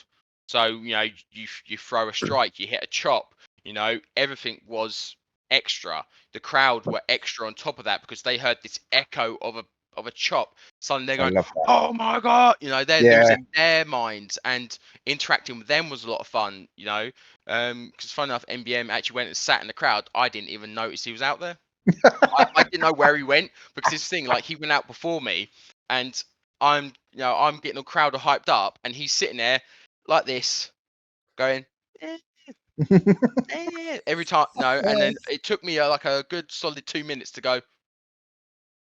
I don't know. Has he come out already? Yeah, like it was like, Yeah. I was looking around going, right, where is he? Is he gonna jump me? And I was like, there you are. What are you doing? Get in it, kind of thing. So doing the whole comical shtick, that bullshit, it worked, and the crowd just went, Yeah. yeah, you get back in the ring. But the So yeah, crowd eat that up. The comical stick. oh I mean, yeah, you look at Nick Dinsmore, Eugene against mm, Joseph Connors that at was Charter great. Hall, and Eugene's taking. I said this to Sully, and I said it to JJ. Eugene's taking his action figure and he's shoving it up Joseph's ass, and the crowd Oh, were loving it. They were going mental. They were honestly, absolutely loving it. I was in stitches. I was it like was so much 14 fun. watching Eugene. It was great. It was so much fun to watch that match, Yeah, and it was. a little obviously extra that I got pedigreed by Eugene, so that's always fun. Yeah, Excellent. So, absolutely. Hey, I mean, listen. That's a good claim to fame, isn't it? That you got pedigreed by Eugene. I mean, my cousin is a wrestling fan, and he used to do some wrestling up in Scotland. yeah, He doesn't anymore, but his claim to fame was taking a leg drop and a sleeper hold from Ted DiBiase, the $1 Million Man. nice. Uh, if you're going to be famous for something, you Yeah, might be famous for being choked out by yeah, someone of that caliber. yeah, absolutely. Why not? Why not? Something to tell the grandkids. Yeah, oh yeah, definitely. Oh yeah, They're but gonna look at you like 20 odd years ago. yeah, Who? 'Cause they're not gonna don't know. They're not gonna care. But you're going. I once got choked out by Ted DiBiase. please don't. I used to work for the ambulance service. Mm. So I was an emergency medical technician for 15 years, working for the ambulance service, and I remember going to a patient. This is probably 10 years ago now. And I remember being called to a rugby pitch, and I was helping this kid. He's 15. I go to give him some gas and air for pain relief, and I said to him, I said, look, you're going to sound funny on this. It's going to make you lightheaded. It might make you feel a bit sick. If it makes you feel a bit sick, stop it, etc. But it's gonna deepen your voice, and you're going to sound like Frank Bruno. He went, who the fuck's Frank Bruno? I went, right, that's it. I'm out. I'm done. I'm too old. I'm gone. break his other leg on the way out. Yeah, exactly. That's it. Oh, brilliant. But I would like to know, and again, this is a hard one. We touched on this with Sully. I'm always intrigued to see it and to hear the answers, because it's always different for different reasons, and that's what I love about wrestling. Is it's all very subjective, but it's all very collected together as well. Everybody's got their own perspective on it, but you all come together as a crowd, and you can all agree on certain things. So I want to know who your favorite wrestler is of all time, whether it be independent, whether it be famous. Also, who your favorite wrestler is currently on the famous side of things, but also I want to know your Mount Rushmore. Oh. Favorite wrestler of all time. It's got for me personally, for the way I used to develop my character, it has to be Mick Foley. That's how Mick Foley's got to be. Yeah, Like, definitely. I can see that. no, there's only one man in history that can enter the Rumble 3 times. There's only one man who can, confuse so many people in one Yeah, night. Like, oh my God, exactly. it's Mankind. It's It's Dude Texas Love. Jack. It's Dude just Love. it's Yeah, I know exactly what you mean. people talk about Chris Jericho being the man who reinvents himself. Yeah, but Mick Foley did it quite a lot as well. If Mick you think Foley did it about on the same night.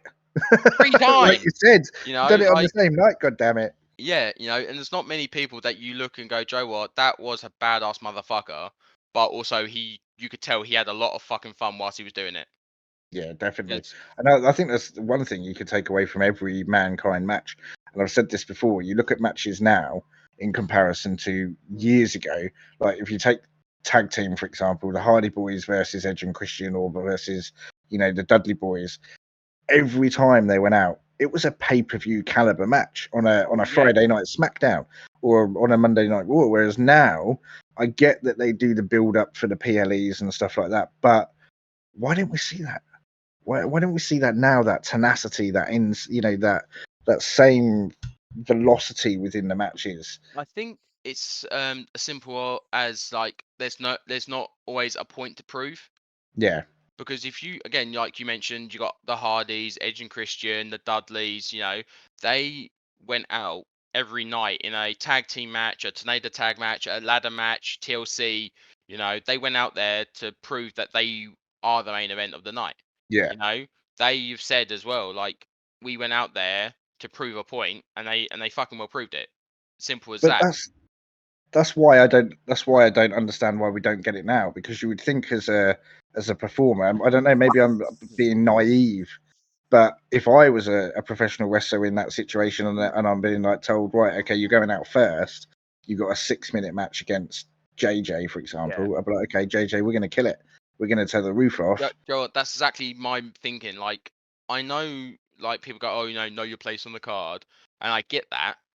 But at the end of the day, like, if you're lucky to be on the opener of the show, Yeah, you're the first thing, you maybe set a that brand new bar. fan. Yeah, Yeah, not gonna lie. Say you brought your boys. Say if you brought your boys to one of our shows, for the first time again, right? yeah, And they see me and Oscar go out, but we only do a 50% of our best. You're Yeah. gonna go, sure, that was alright, but at the same time, it will elevate the rest of the card because you suddenly go, oh, that match was great. This match is even better. Blah blah blah blah blah. But I'm also a believer in the sense of elevating other people. So if we go out there and we smash it, like not gonna lie, in my brain, I I go and put out a good match, but I know full well that Aaron Warnes will go out and put on a better match. I know that's going to happen, but that Yeah. doesn't stop me enjoying what I'm doing. No, exactly, and I think You that's know, the thing, isn't it? And that's what you look at. You look at an opening match, and it could be, I don't know, like if you take, for example, at the moment, like Otis against one of the Creed brothers. yeah. It's not a big match, but it's got the potential to be big. And Oh, if they go 100%. 100% and they go, look, we're not the main event, we've got a small storyline, but let's tear the fucking roof off this place. Exactly. Like I think if more people were to do it the way they used to do it, in the sense of, Joe, what? Yeah, I may be mid card, I may be opener every show, but I'm gonna go and prove to the higher ups that I should be the main eventing. Exactly, and This that's what we're this is missing where now. I'm gonna do it. You Yeah. know, And that's what we're missing. Like you say, they went out with a point to prove, and I think that you should be doing that regardless. Just from my 100%. perspective, as a fan, that's what I'd love to. That's what I want to Yeah. see, is that somebody Like- comes out and goes, "Oh shit, okay." I mean, like, look at Jey Uso at the moment, main event, or if I've started dubbing him now mid card. Jey Uso is my new nickname for him because, and we've had this conversation multiple times. He's going in main events, but he's not winning them. So he can't really be called main event Jey Uso. So he's No, mid card Jey Uso now to me. It's hard to watch that because obviously Jay is so good, and then He but is, yeah. he gets the chance. Yeah. Not saying he drops the ball, but the powers that be go, nah, Yeah, nah, it's not your night, it's kid." creative. Like, Yeah. yeah, and I don't see the point in giving him so much push and Just literally to then loosen the reins and go, okay, the well, only time he yeah. loses is PLEs. If you think about it, if you watch back, he The hasn't last win that lost, he had at a PLE was WrestleMania against Jimmy when they did the right? brother versus brother feud. But since then, like all the main matches he's had on SmackDown or anything like that, For the he's won. most part, he's come up trumps, yeah. Yeah, pretty much. He has won every single one, right? But other than that, he loses all PLEs. Yeah. Like, why?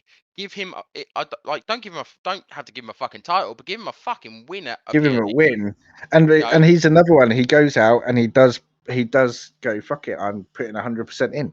Yeah, And you can tell he's loving it, especially at the moment with the whole Yeet business. He's having the time of his life. exactly. You can see that he's loving it with the crowd. But I think what they're doing, they're actually stalling for time, aren't they? For when I'm Jimmy's not even back. I'm not even sure it's just, well, I mean, speculation that is this weekend. That would be interesting. Speculation is that he's going to come this weekend and cost Solo against Cody. That would be interesting. Which is a good way to do it, because you don't want Solo losing clean to Cody, because that kind of diminishes the bloodline at the moment with how badass he is and how badass the bloodline is. Yeah. So you don't want him losing clean. So if Jimmy came along and interrupted and it was disqualification, title doesn't change hand on disqualification unless it's unless it's pre-agreed. Yeah. Championship advantage. So yeah, there is speculation that it was going to be Roman, but it's now more likely to be Jimmy, which is great because we haven't seen him since the night after WrestleMania. After WrestleMania. Yeah, I don't think we're getting Roman like this year. I think the story needs to build a little bit more to the point where it's it's one of those. It's like, oh yeah, pull the pin right now because that's what we want. But do you know what I think is going to happen? I personally feel Roman is going to come back at Rumble. I think he's going to be number 27, maybe a surprise at Rumble, but he's not going to walk down on his own. He's going to walk down with Heyman. Heyman's going to be walking down his side as he comes down for the Rumble, or at least to the entrance ramp with him, takes off the tribal beads and lets him walk down to the ring. See, I could see that happening, but I reckon it's number 30. If you're gonna leave Roman of all people a spot, it's number 30. I mean, it makes more sense to be 30 for sure. Yeah. But again, Cena's winning that Rumble, so there's no point putting Roman in it. Yeah. I reckon it's Cena. I mean, it would make sense. Retirement tour, last ever Royal Rumble, everything like that. Yeah. It could be the fact that Roman No one does will be pissed off about it though, if Cena was to win it. Mm. Of course, but if it's going to happen, I think Roman comes in, but because the tribal chief is back and the new tribal chief doesn't like it, Solo costs him or something. Yeah. I'm just waiting for Solo to get his comeuppance for taking out a god like Paul Heyman. I love that man. I will never ever say it enough on a podcast. I love Paul Heyman. You love to hate him. Yeah, well, you've got to hate him, but when you look at what he's done for the business and his creative mind, he's a genius. Oh, 100%. And he is phenomenal at what he does. And that man, if you look at creative minds of the business, he is the first one that goes on Mount Rushmore for a creative side of things. Oh, 100%. Absolutely. Yeah, most definitely. No, 100% agree. But as you mentioned, going back to Ramp I was going to say, that's kind of why I did mention it, yeah. I told you it happens. Oh, 100%. So, obviously, Mick Foley's got to be there. Yep. I'm trying, I'm so bad with the Mount Rushmore, because is it 4 heads or 5 heads? They're on the 4. Right, so, Foley. Edge. Yeah. I've got Cena and The Rock. Yeah, my 4 will probably change again in 6 months, but they're the current ones right now. That's why it's so good. That's why Mount Rushmore is so good, because it changes frequently. Like right now, if you took current superstars and said, okay, I'm going to do a modern day Mount Rushmore of superstars that are wrestling and active now, I would say to you, Dominic Mysterio, because of what he's doing, Daniel Bryanson, because he is one of the very best in the world, AJ Styles, and then I would also probably put up there Randy Orton. Oh, hands down. That would be my modern day of people that are active right now. Joe, I don't think there'll be many people that disagree with you with that either. I think it's Dominic Mysterio, for what he's done character-wise and the progression he's made. He is by far. I mean, I looked at MJF when MJF was at his peak with his heel before his championship run, and I was like, there can't be a guy. He is the best heel in the world right now, surely. And then Dominic Mysterio comes along. Holy shit, that went to a whole other level. And I'm so invested in this storyline with Rhea and Liv and everything at the moment. I just want to beat that man's face for having the chance with Liv Morgan ever. I just want to beat that man. Son of a bitch. But yeah, exactly. If you look at it in terms of like heels, like you can probably count on one hand how many times heels have tried to talk on the mic and been booed so loud that they can't get a word out, right? To the point they've had to give the mic to someone else to talk. Straight away at the moment, the first two that come to mind are MJF, and Roman at the first at the Tribal Chief, and Dominic Mysterio. See, this is the thing. Like MJF got booed, but he could still get a promo out within that. There is that true. Yeah, there is that. Yeah. Again, 1,000 fans are a lot of people, but 20,000 fans booing you. 15 plus. More, yeah, absolutely. Sorry, that was a cheap dig there. But that's the thing. Like Dom got booed so loud, for so long that he knew I've got a promo segment tonight with the Judgment Day. I'm not saying fuck all. I'm going to take the mic to make it look like I say something, or I'm going to go, I'm just going to say senseless words, or something along the lines of, you're a deadbeat dad, boo. Done. That's why it's so good. That's why everybody gravitated towards hating him so much, because he turned his back on his dad. His dad's an icon. His dad is a living legend, one of the best ever in the business. And then you turn on him after being the first ever father and son tag team champions, and you turn on him for Wouldn't you? A bisexual Undertaker. I'm not the person to call him that, by the way. It's been all over the internet. I'm not the first. I won't be the last. I know. But you would. I mean, if you saw someone turning back on the parents like that, even if it was, say, I don't know. I mean, look at Charlotte Flair when she turned on Rick. Everybody hated her because, again, Rick's an icon. She slapped him around the face. That was hard to watch, just because it's like, oh come on, that's your dad, I know. But, yeah. Tom, it's kind of like, fuck yeah. It's really weird. I hated Dom at first, and I hate his character because of that storyline, but when you look at it on a different level, Dom at the moment is one of my favorites. Oh yeah, One of my favorites. Like- He is doing some really good in-ring work. He's getting more solid the more he wrestles. His promo segments are better, but the whole storyline that he's in, I think he's just the one that gets me is the prison time. You know, spent one night in a cell, it's and all of a so sudden good. he's got this teardrop. It's so great. It's simple, but it's effective and it's beautifully executed.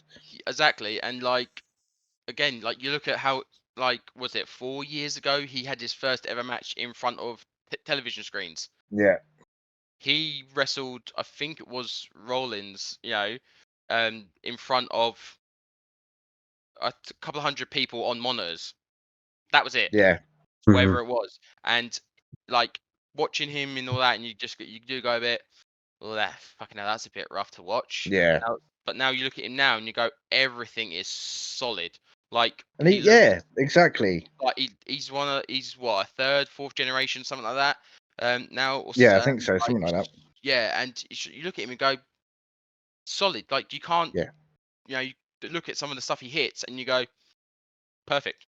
But It's you just but you look back 4 years ago and you do go, oh yeah, you can tell you've been training with your dad, but it's not. I think the best thing they did story wise was to split him from his dad, to get him running with Priest and Finn, and now Bobblehead Jim and Rhea and Carlito.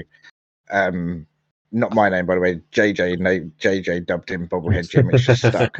But yeah, you can see where he's developed, where he's taken snippets from all of those and the influence that they're having on him, and he's become such a well-rounded wrestler.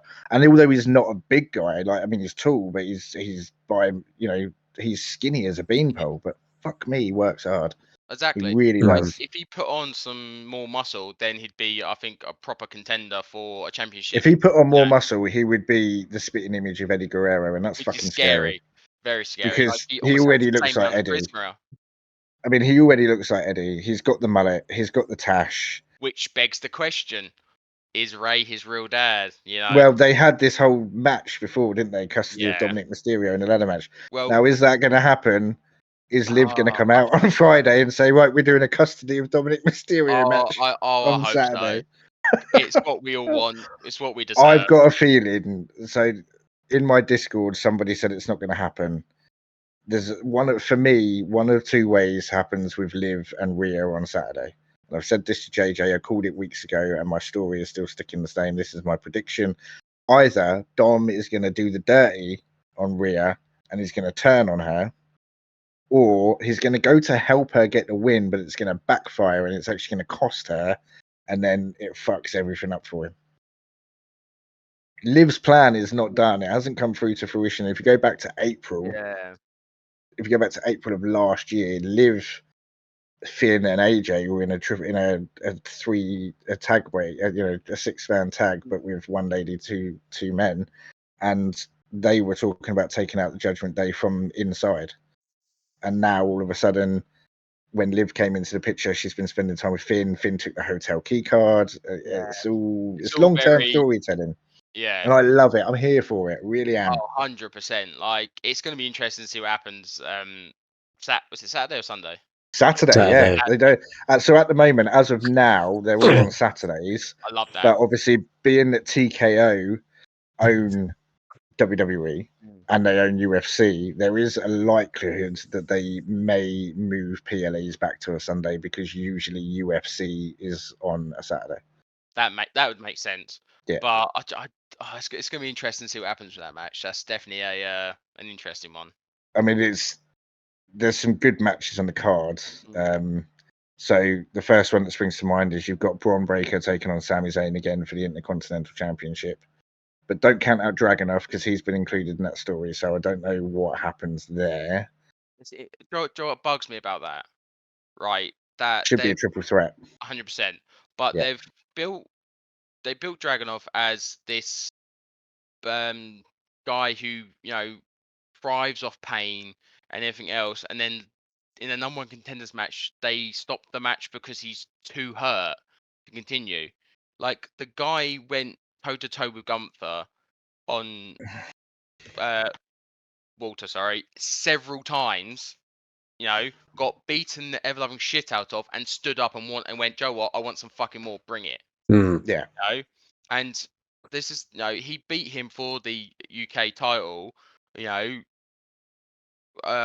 whenever it was, like, was it 19? No, I think so. Yeah, 19 around where it that was, time. and you know, he busted his head open quite literally early in the match and kept going, and he then became the NXT champion after, again, loss after loss, you know, and got back up and said, Joe, what? Yeah, let's have some more. Let's do this against Braun, for fuck's sake. You know, he beat Braun several times in their feud after he won the Before title. Bron. Yeah, Yes, exactly. and stuff like that. And now they're treating it as that none of that ever happened, because not gonna lie, if you look at Dragunov from last year with Braun, he would of 100%, he would have rather died in that ring, character wise, Yeah. than be top, then go, no, stop the match, stop the match. No, no, Well, it's like wouldn't happen. it was like AJ against Cody though, weren't it? When Yeah, for the steel it was a steps, stupid finish to an I Quit match. it just made him look So like Right stupid. Howard. Picked Like, up steel steps and he's handcuffed in the corner. I quit. like the one thing I will give that AEW, like, I do like AEW, but like, it's one of those, it's like, I love some of their stuff, but not all of their stuff. Yeah, I'm the same. Okay. There is some stuff that I'll look at on AEW and go, oh shit, Yeah, that's amazing. They're and doing that solidly. But there's yeah, other stuff and I'm like, oh fuck. yeah, like the I Quit match with obviously Adam and Christian, that was Yeah, great because he wouldn't stop kicking him in the fucking balls I up know. until he quit. And That is a good ending. Christian is doing his best work of his career right now. I don't Oh, even take away everything he did in WWE and TNA. He is doing his best work right now. completely agree with you. It's Yeah. it's a complete, like, resurrection of Yeah, someone's career.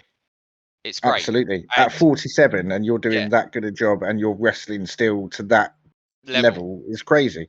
and the fact he's doing it all in a fucking Yeah. turtleneck vest. I know. In Fucking crazy. turtlenecks. I know. It's mad.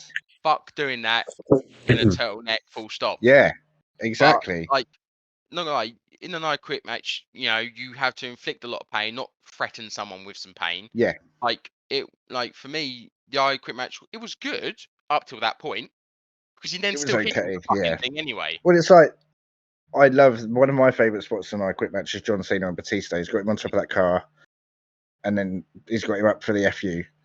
Batista quits and John goes, he's up here anyway, and launches him off the stage through the stage. That's the point. That's what you want.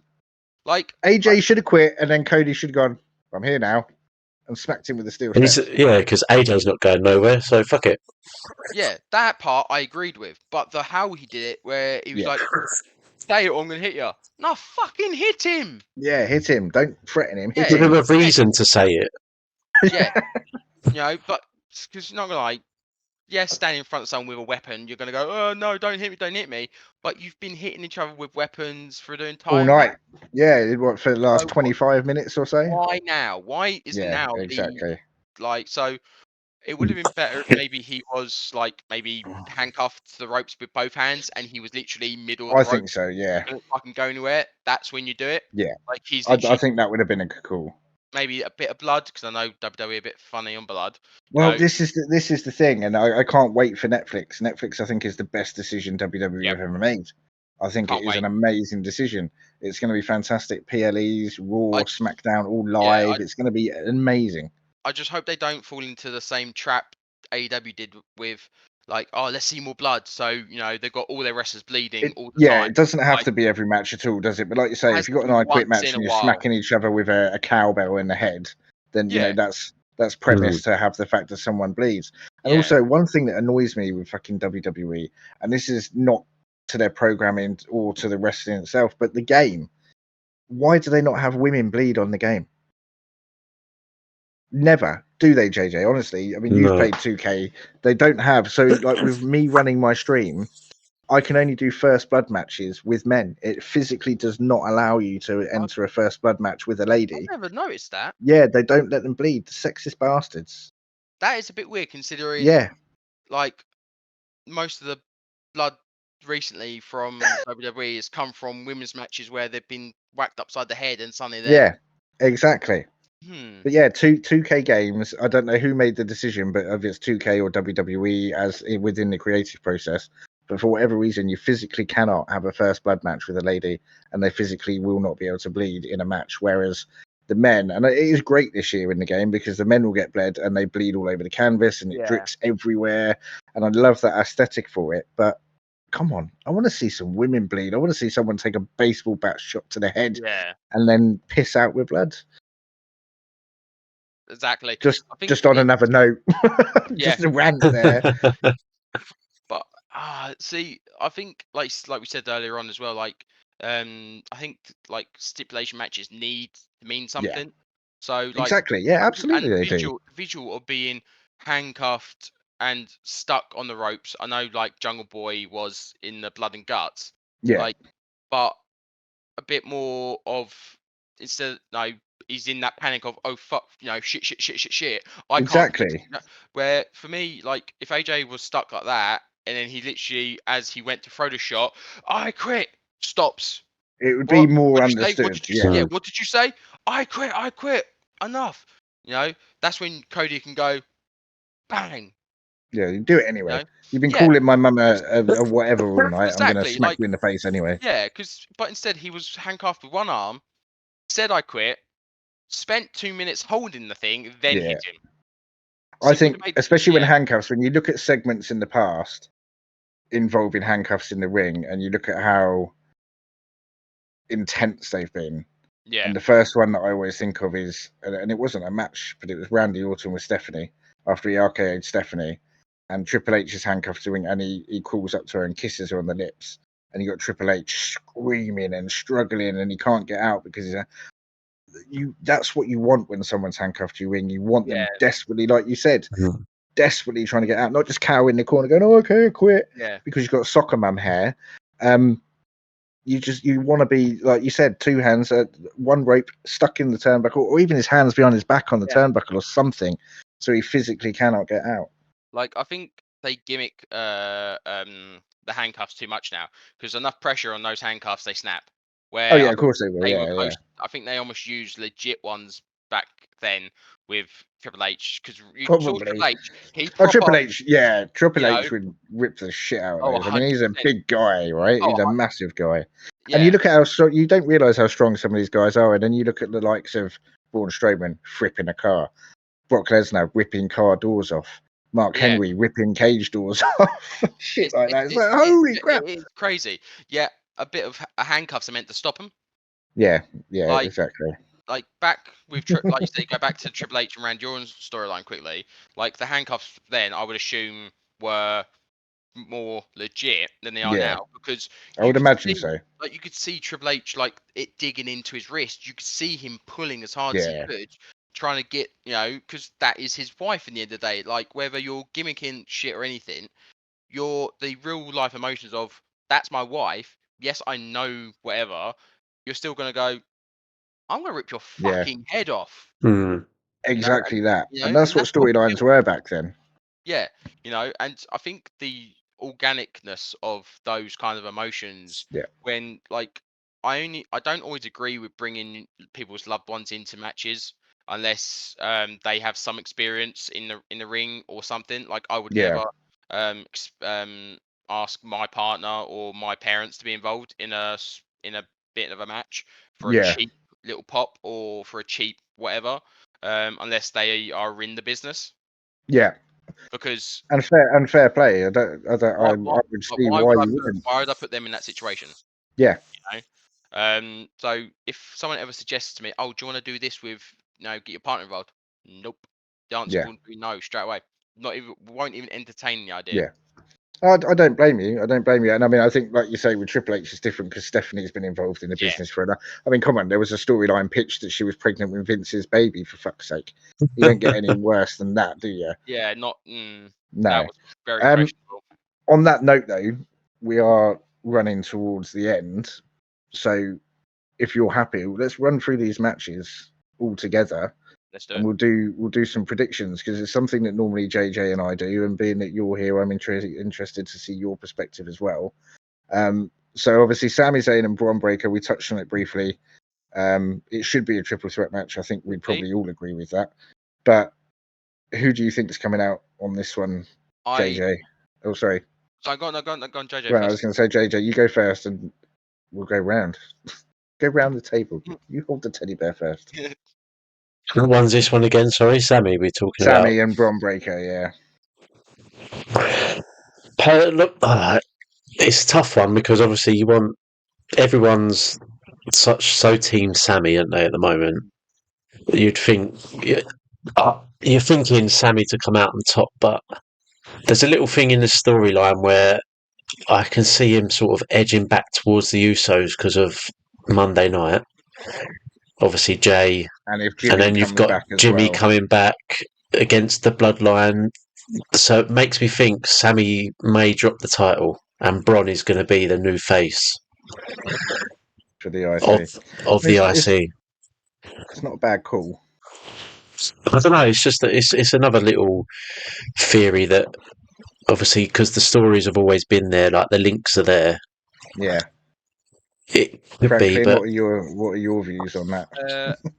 Sure, I actually think you're onto something. Like 100%, I think they're pulling the trigger and putting it on Braun. Do I think it's early? Yes, but we ain't the bookers.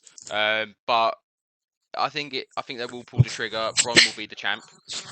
Because I don't think Sammy will.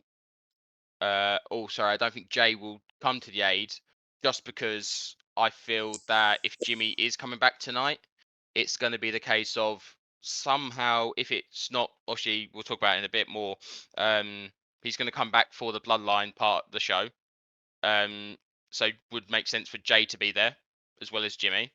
So Sammy's going to go at it completely alone and get absolutely destroyed. I don't know though. I'm torn, and I was torn last time. And I said to JJ last time when these two went at it, I said Braun's going to walk away, and then Sammy, I was totally wrong. And I love Sammy. I'll be the first person to say I'm a massive Sammy fan, and I want him to retain. I think he will. I was wrong last time. I genuinely think he's going to retain again. There is a high chance, but the only the reason why he may have retained last time because it was in his hometown. Yeah, I mean there is that as well. There is that as well. I mean, Braun definitely deserves the championship. I think he's good for the run. Again, like you said, maybe a bit early. But it's easy to see it happen. If Sammy wasn't the one holding the title, it'd be an easier call, I think, to pull that trigger. Like they would have done it the last match if it wasn't Sammy. Sammy's such an underdog, and that's what I love about his character. He always gets knocked down, but he's always got that heart. He never gives up that fight, and he always surprises everybody. I genuinely think rather it's going to be a very quick surprise out of nowhere. Like Braun hits a few spears, and the last one he runs past him a few times, and you see the speed that motherfucker moves on the. I know how. It's scary. How is crazy. It's scary fast. It takes one step to get across the ring when he's going that fast. Yeah, and when you look at him when he does his run round as well, the time it takes him to get from the aisle to the ring announcer's desk is crazy. Like haven't they got a speed? They got a speed on him once hitting the ropes, and they catch him at 20+ miles an hour. Yeah, something like that. Yeah, which is crazy because like I say, that's from one step as a launch. Yeah, as pretty well. much. And sometimes you see him, he does the hop, he hits, bang, and he suddenly hits. But he's at top speed by the time he's hit the rope the second time. Yeah, and that spear, not just with the speed, but with the power and the sheer size of that man, is just going to hurt regardless. Do that safely as well is scary. Yeah. It's very scary. Okay, so you guys are going with Braun. I'm going to go with Sammy. LA Knight and Logan Paul. I like this one because we've gone back to the old days where LA Knight is home invading. He's in Logan's pool, swimming pool at his house, and he's gone back to that old storyline. I mean, the hearsay is Logan drops it. He's having a baby. He's taking some time away. LA Knight deserves that push. He's the megastar, and he has had that hype for a long time. They need to capitalize on it now before it drops. 100%. And it has started to drop. His backstage segment the other day, he did a segment behind, and the pop for him was nowhere near as big as it has been.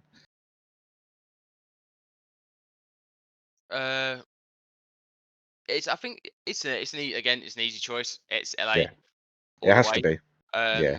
I think they've capitalized on it maybe a little bit late. I think Because so. like I don't know if you were there at Money in the Bank last year. I wasn't there. No. Like it was. I'm not saying Damien was the wrong choice. He definitely was the right choice. Yeah. But in that moment, there's only two Should people have who been could have LA won. Knight. Yeah, there's Yeah. only two people who should have won it, and LA being one of those two I people. think you're always going to have that controversial title, that choice, aren't you? Because like Money in the Bank this year, obviously Drew won it, and then a lot of people were saying, "Oh, it's just a waste of a cash in because CM Punk came out." No, this is long term Yeah, storytelling at its like absolute it finest. it was a waste, but not a waste at the same time. If Yeah, that makes I know what you mean. sense. Absolutely, and I It's yeah, taken a chance from a different mid carder to attempt to be a main eventer. yeah, Where Drew's already a exactly. main eventer, there is no question about that. He just main evented he main evented Mania with Rollins, didn't he? For goodness Yeah, sake, essentially. he did. Yeah, Like it was absolutely. one of those. But I think LA all the way. I feel for LA in the sense of if you look back at the promo segments he's had, they've been good, but he's obviously been. You can tell he's restricted I don't because like that because a lot of them haven't been. So to well, see that someone is being is it's not apparently, Is it not a good because he's thing. going up against Logan though? Is that yeah. So No. apparently Logan has in his contract that they can't mention certain things in his past. So Tokyo Yeah, or like Japan, should I yeah, say? yeah. Can't He mention his can't. girl. I mean, he was set up for that boxing match, wasn't he? And that guy kept calling out his girlfriend because she's ex porn star and stuff like Yeah, that as well. no, he can't. So not gonna lie, you've already got one hand tied behind your back. Yeah, Not saying LA would have gone made a yeah. You joke don't or know, but whatever. obviously, Like, but Paul it's Logan is protecting himself. Yeah, yeah, and not gonna lie, I can't blame him because he fucked up massively back then. but look at what he's And done now yeah, to turn it around. You got to give him props. I mean, oh, I never used to 100%. like the guy. You don't have to like someone to respect them. I respect No. what he's done for himself and his, and the wealth that he's accumulated, and he works fucking hard. Oh, But completely yeah, agree with you. I know Completely you're agree. going for LA Knight as well, JJ. It has to be. yeah, It's the only logical 100%? choice at this point, Yeah, isn't it? it's the easiest choice of the card. To be fair, Oh, yeah, Bailey and Nia Jax. Can I I just say before you say anything, Bailey's boring as fuck. She is. She's. I mean, don't get me wrong. take that booty away. Yeah, No, don't take that away. She's got all the cake. We'll keep that. But she's boring. She's lackluster. She's boring. The storylines that they've given her since she won the title have been rubbish. I know that's not on her. That's on creative. But even her promos that she comes out with, they just don't hit it for me. no, they are stale. It's like when Cody came back. Cody's promos at AEW and a Ring of Honor were on fire. Then he came back to WWE and they lacked that something. And now he's found it again. But Bailey is the same. But I'm going Nia. Yeah, I agree because the way Franklin's like fuck off. it's set up, the way it's set though is that Tiff cashes in on Nia. Yeah, I mean, I can see it. Not I can not at see it. SummerSlam, not at No, SummerSlam, but the way it's been building, and obviously she's Princess yeah, of the Ring to Queen of the Ring with she the wants to assert briefcase. that she's going to be queen. Yeah, there's going Yeah, to be that clash again. Obviously, and there has been those snippets of where Nia laid Bailey out, and then Tiff was like, "Oh, do I?" And then Nia came back in and was like, "What the hell are you doing?" yeah, Yeah, I agree. It's got to be Nia. Like you're right. I haven't seen it, like again when it comes to WWE, I watch bits here and there as well, and I haven't seen anything from Bailey. And I actually forgot that Nia was Queen of the Ring as well. Like it's bad, but because again you see snippets and you when you watch a show, they get a 2 minute segment, Yeah, and it's like okay, cool, and you've forgotten it. No, sometimes. but Um, again, that's what they did wrong with Gunter. I mean, we didn't see Gunter for months. He won King of the Ring, apparently he was and then he injured, wasn't disappeared. Yeah, I think he was. Yeah, but then he had not even any mention. he? And then all of a sudden we had the last PLE, and he gets mentioned right before Damian Priest title defense. And gives it that's away, it. don't it? Yeah, it kind of gives it away. Yeah, absolutely. I mean, I think Priest is going to retain on that one. I really do. I mean, don't get me wrong. I love Gunther, and I think Gunther is one of the best in-ring performers right now, as a character and just a performer, just all round as a character, and his in-ring work is fantastic. But I think Priest, I think they're going to give it to him a little bit longer. He's doing so well at the moment, and he's coming into his own. I completely agree. Like, if you watched what they did on Raw literally the other day, Yeah, he beat the ever loving shit out of Finn, yeah. you know, and again, it's a bit of a tough one when you've got two heels wrestling, because if you look at Judgment Day, they are kind of they're pretty much heels, but not. But We're talking Priest is on that. Priest baby is face, teetering at the yeah. moment. Well, Yeah, after the reaction on Friday, like you know, you can't boo someone who's just come to save their best mate. Like, you yeah, can't do it whether they're an asshole or not. Like, anyone coming to save their best mate is a good guy in that yeah. sense. Like, and it's weird. Like I said, it's weird seeing heel versus heel, because you know Finn's going to be a Finn, as he has been since joining Judgment Day, and Gunther's going to be the bastard that he always is. Yeah, You know, he's going to be the ring general. yeah, like he respects he respects the mat, but also he's a bastard at the same time. It's great. Yeah. I think, as much as I want Priest to win, because I am a Priest fan, I think it's going to be Gunther. I had to Such a look hard, at it it, is a hard call, isn't it? but What are Yeah. your thoughts, JJ? I Um, agree with you. Sorry, frankly, I don't mean to interrupt. I do agree with you. I think after what happened, I can see it, but I don't know. I just want Priest to hold on to it that little bit longer. Yeah, I think it benefits, or it sits in priest sides more, just because obviously his last two defensive have gone a bit. There's some dodgy spots in there. It's like, right, we need him to actually be a champion, actually make it look like he's a proper champion. And also, I don't know if they let the ball slip a few weeks ago when obviously Seth come up to him, and obviously they had that gentleman's agreement of Seth can't ever challenge Priest. And then Priest literally said, "It's yours. We'll scrap it. It's yours whenever you want it. I'm ready." So I don't know if they let the ball slip there for Priest to hold on to that title a little longer. maybe it's a weird one, because I think they're edging Priest, as we said earlier, back. I say back to being almost a baby face, like, but being like the almost the leader of a heel faction, but being a baby. You know, It's weird, isn't it? Because yeah, it's organic as well. The fans are turning with him, and that's the best turn, whether it's a heel or babyface, is when it's organically done. yeah. And if they do it, it's going to be great. But I don't, unless they're turning Seth heel and he reinvents himself again, it doesn't make sense right now. But there's been rumors. I don't know if you've seen anything online, that if Gunther does win, they're going to hear Brock Lesnar's music hit. I would No, love that. Well, think about Triple it. H has mentioned him as well, hasn't he? He said about People have been Well, they asking that have been question. mentioning him, yeah. and they've done their investigations now, and they're happy with the results, and he has been mentioned more. Yeah, But I'll be honest, if I want to hear Brock Lesnar's music, I want to hear Brock Lesnar's music when Solo's there, because of what he's done to Paul Heyman.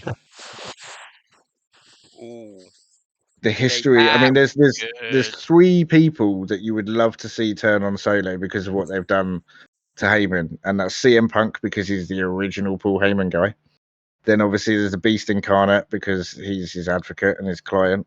And then obviously Roman is the obvious choice because he was the tribal chief. But if I want to hear Brock Lesnar's music, I'd love to hear it against Gunther, but I would really want to see Solo's face when that music fucking hits. That'd be interesting. Yeah, That's the real test of a tribal chief, isn't it? It's Brock Lesnar. Yeah. That's yeah, the real test. absolutely. But yeah, I've not seen that though. I've not seen that myself. But I that's literally saw interesting to something hear earlier because on. that'll be interesting to see. Yeah, Saw something earlier on today. People, I think it was on Twitter, talking about it, and it literally was, if Lesnar does come back, what if it's gonna be Saturday, Gunther wins, holding the title, and SummerSlam makes sense. He's know, made returns at SummerSlam before. you know, and if you look at it as well, like the only way it would make sense if they do it is if that's the main event of the night. But I Yeah. can't see it with the Bloodline because it's a bit, you know, Yeah. it's a bit of a weird one. Whether I mean, the only way it would make sense of him getting interrupting in the main event with Solo and Cody again is that tie with Paul Heyman. Yeah. But if it has to be Gunther, then that's it. 'Cause Gunther has said he wants to be at Mania Yeah. for a title, and he has said that he wants Lesnar at Mania. Why wouldn't you? I mean, you look at Lesnar; he's a freak of nature. Just a little bit. Yeah, I mean, and that man again, like Braun, he's scary fast. He's powerful. I mean, I wouldn't want to stand next to the man. Honestly, like you'd get knocked off your feet for him just running past you. You know what I mean? Yeah, Like, exactly. So yeah, so that's yeah. If that's gonna happen, it's gonna Lesnar's gonna potentially. I'm not gonna lie; it's the first time I've been excited for a PLE since Mania. The other two that the few other PLEs that we've had in between have been quite lackluster. Yeah. The two that I'm really looking forward so far are this one, but I'm really looking forward to Bad Blood. I love the fact that they're bringing that back. Yeah, that's gonna be interesting. Yeah, Obviously, it's gonna let's be. face it, there has to be a first blood match. Yeah, of course. They've got Extreme made Rules, Bad Blood, hardcore, yeah, everything. Gotta be. exactly. Liv Morgan and Rhea Ripley. This is probably one of the toughest ones to call. This Yeah. is for me the toughest one to call, I think, because I love Liv, but I also love Mummy, and I think Mummy has obviously got a bone to pick with Liv because of everything that's happened with Dom, but also the biggest bone that she's going to have to pick is she never lost that championship. She had to relinquish it because she was injured.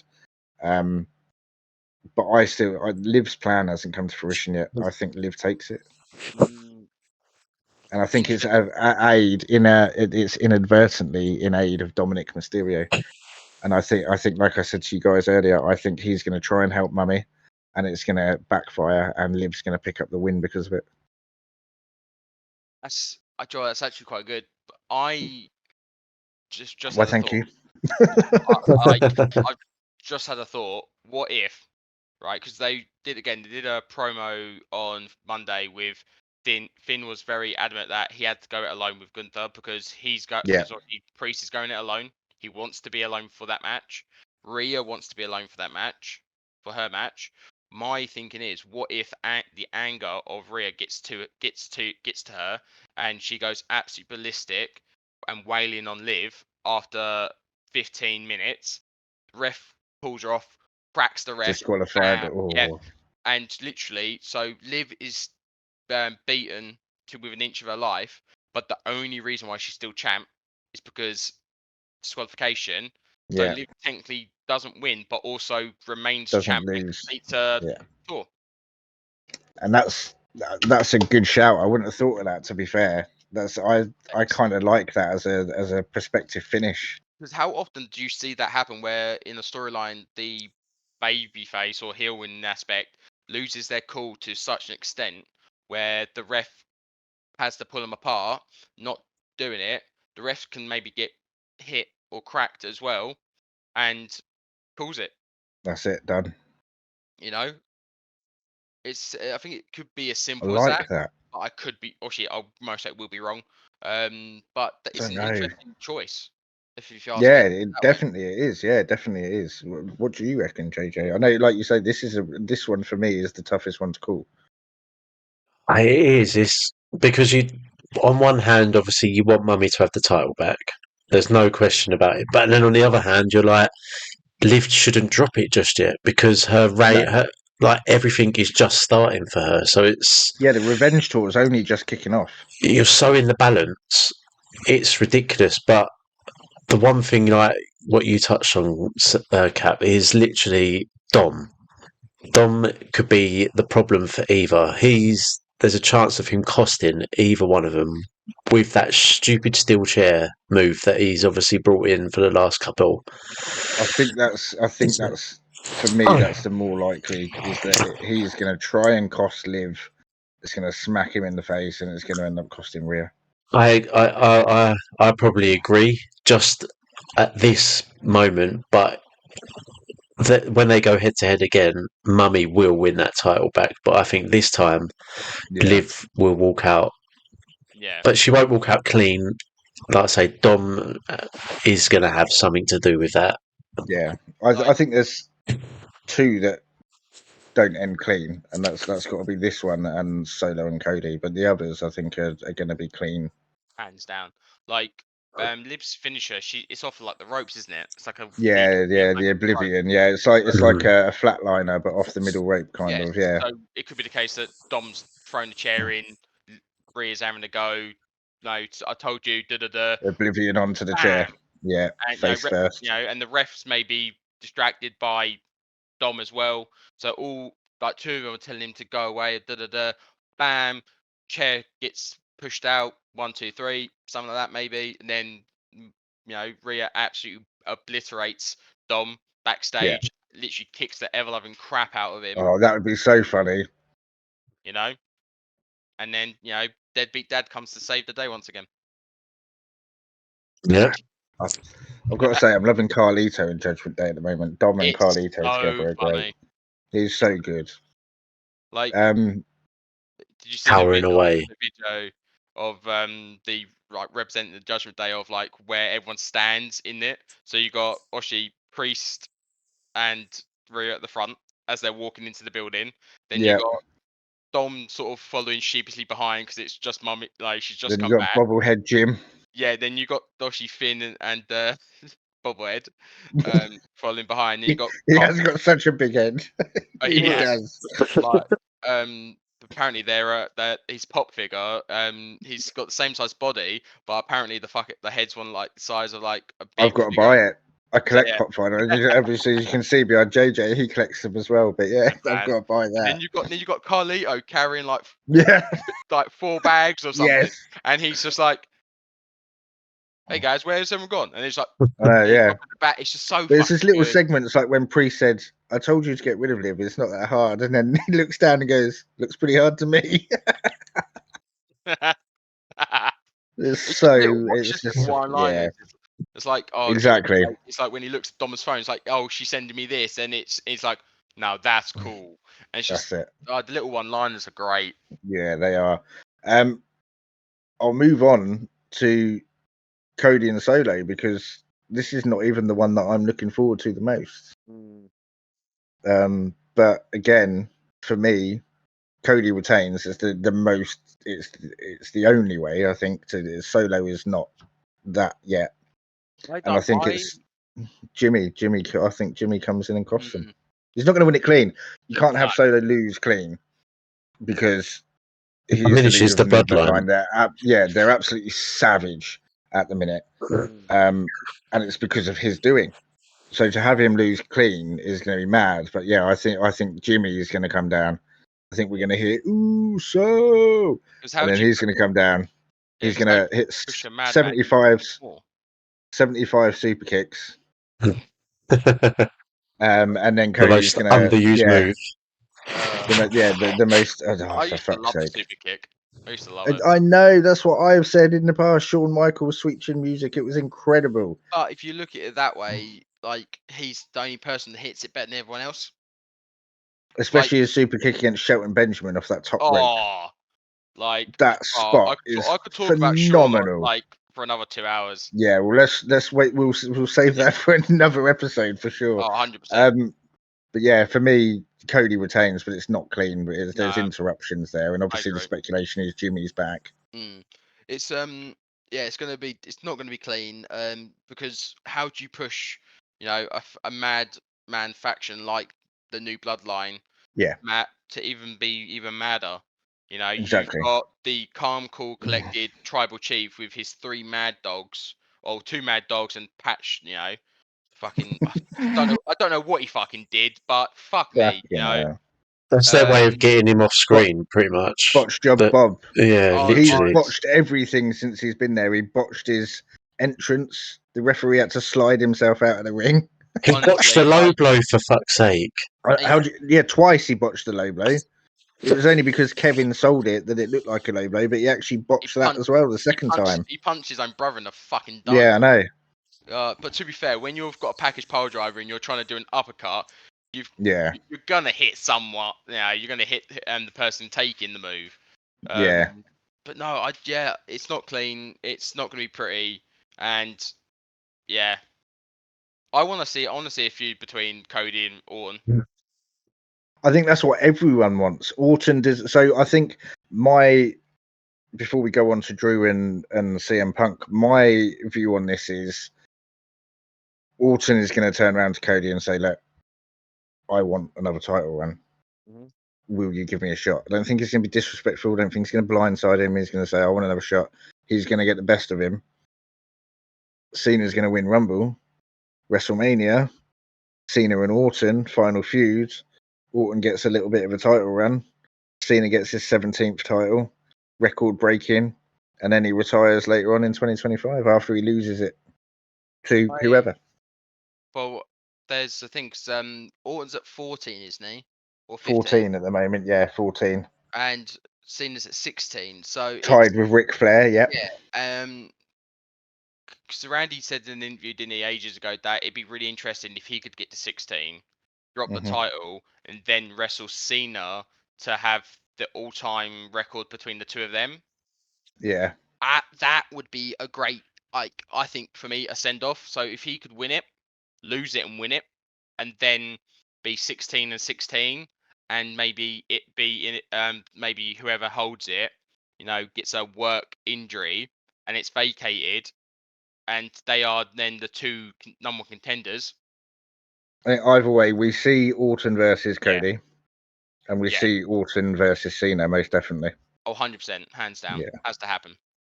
Yeah, oh yeah, 100% of the fan base, I would say, agree. I don't think there's one person that watches wrestling that would go, no. Just don't think it's possible. And then, JJ, I know you don't. I mean, you love Solo. I've got a curveball for this match, right? Okay, go on. I'm interested. What if the music of Jimmy hits, right? And obviously everyone's on the side that that's it, Solo's done.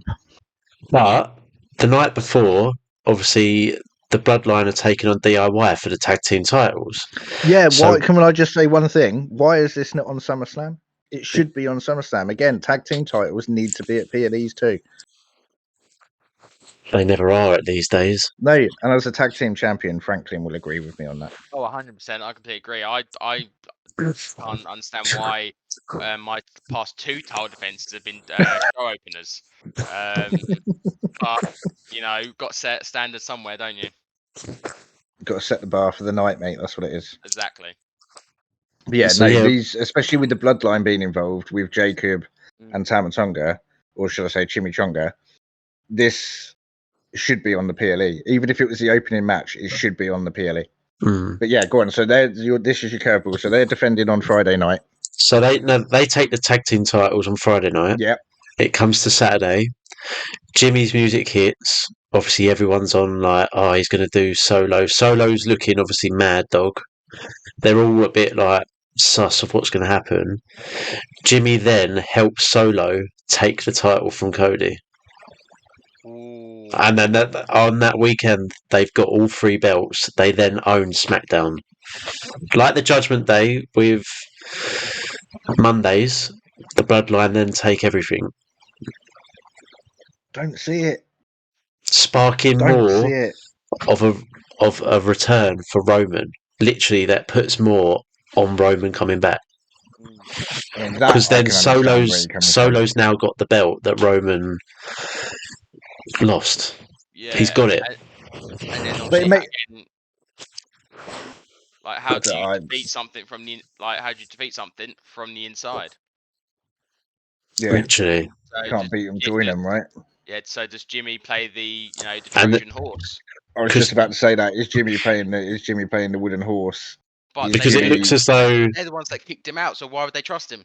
But that's it. It looks as though he's come back to help win. So then, because obviously he says losing has consequences.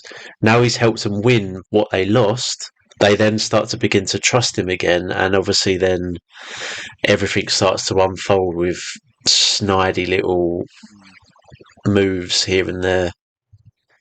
I mean, I see where you're coming from, and I can understand the perspective. But Solo hasn't won a match since he beat John Cena. For fuck's sake! A solo And match. shit, fuck. Joe, Yeah. So he has not won a one-on-one match since he won against John Cena. That's crazy. It's mad, isn't it? So how can you? I mean, realistically, if losing has consequences, why the fuck are you even getting a championship match? I don't rate Solo that high. Solo was better when he first came in, and his promos in NXT were fire. His old stuff when he was on the Indies Yeah. was great. That was Exactly. prime But Solo. I'm also waiting now. Obviously, there's speculation that Zillow is going to come along too at some point. But Zilla's just won his first ever world championship on the Indies. Yeah, he's early in his career though as well. Yeah, exactly. He's only But like what, it's 2-3 years in, something like that. Maybe yeah, that. exactly. But then again, look at Tiffany Stratton. She's only 2 years in, and look at the waves that she's making. She's been wrestling for 2 years, and she's incredible. Fair point. But again, she's from the era of, oh look, a hot blonde cheerleader. Yeah, unfortunately. Yeah. I don't like her. I don't like her. Zilla doesn't have that effect, to be honest with you. He's not very. He's not blonde enough. He hasn't dyed his hair blonde yet. That's what I was about to say. Yeah. But yeah. I see where you're coming from. For me, it's not logically. It doesn't make sense with Solo's win-loss record, but I can see why it would also make sense. That's my curveball win for this one. I'm going out the park. It makes a lot of sense. Yeah, I'm going out the park here. That is a stab in the dark for sure. Yeah, 'cause I generally think you need a good heel. Yeah. Like, I also am a big believer in the chase over, anything else. So having a good heel for a baby face to chase is fucking great. Like, how good is it when a story finally pays off? It's the baby face that stands tall. Yeah, well, look at Cody going after Roman, and finally gets his championship. I don't see any other baby face that can wrestle Solo getting the same effect, just because I don't see Solo as that big of heel. No. And this is the thing, that we do not acknowledge you as our tribal chief. That's just that simple. He's got a bit of talk on the mic. He's okay on the mic, but he's like, Roman went away during COVID, to protect himself. So he did the smart thing of learning more. Again, we spoke Paul about Heyman. Paul but Heyman was the best thing that happened to 100%. Roman. We spoke about it earlier. It's when you've taken time off from your craft, you improve yourself on your craft. Yeah. So Roman knew he was great in ring, didn't need to do anything else other than, add a few extra moves to throw people off. Yeah, just be a bit more methodical about it. Yeah. And then add in the fact that he can now cut a fucking promo.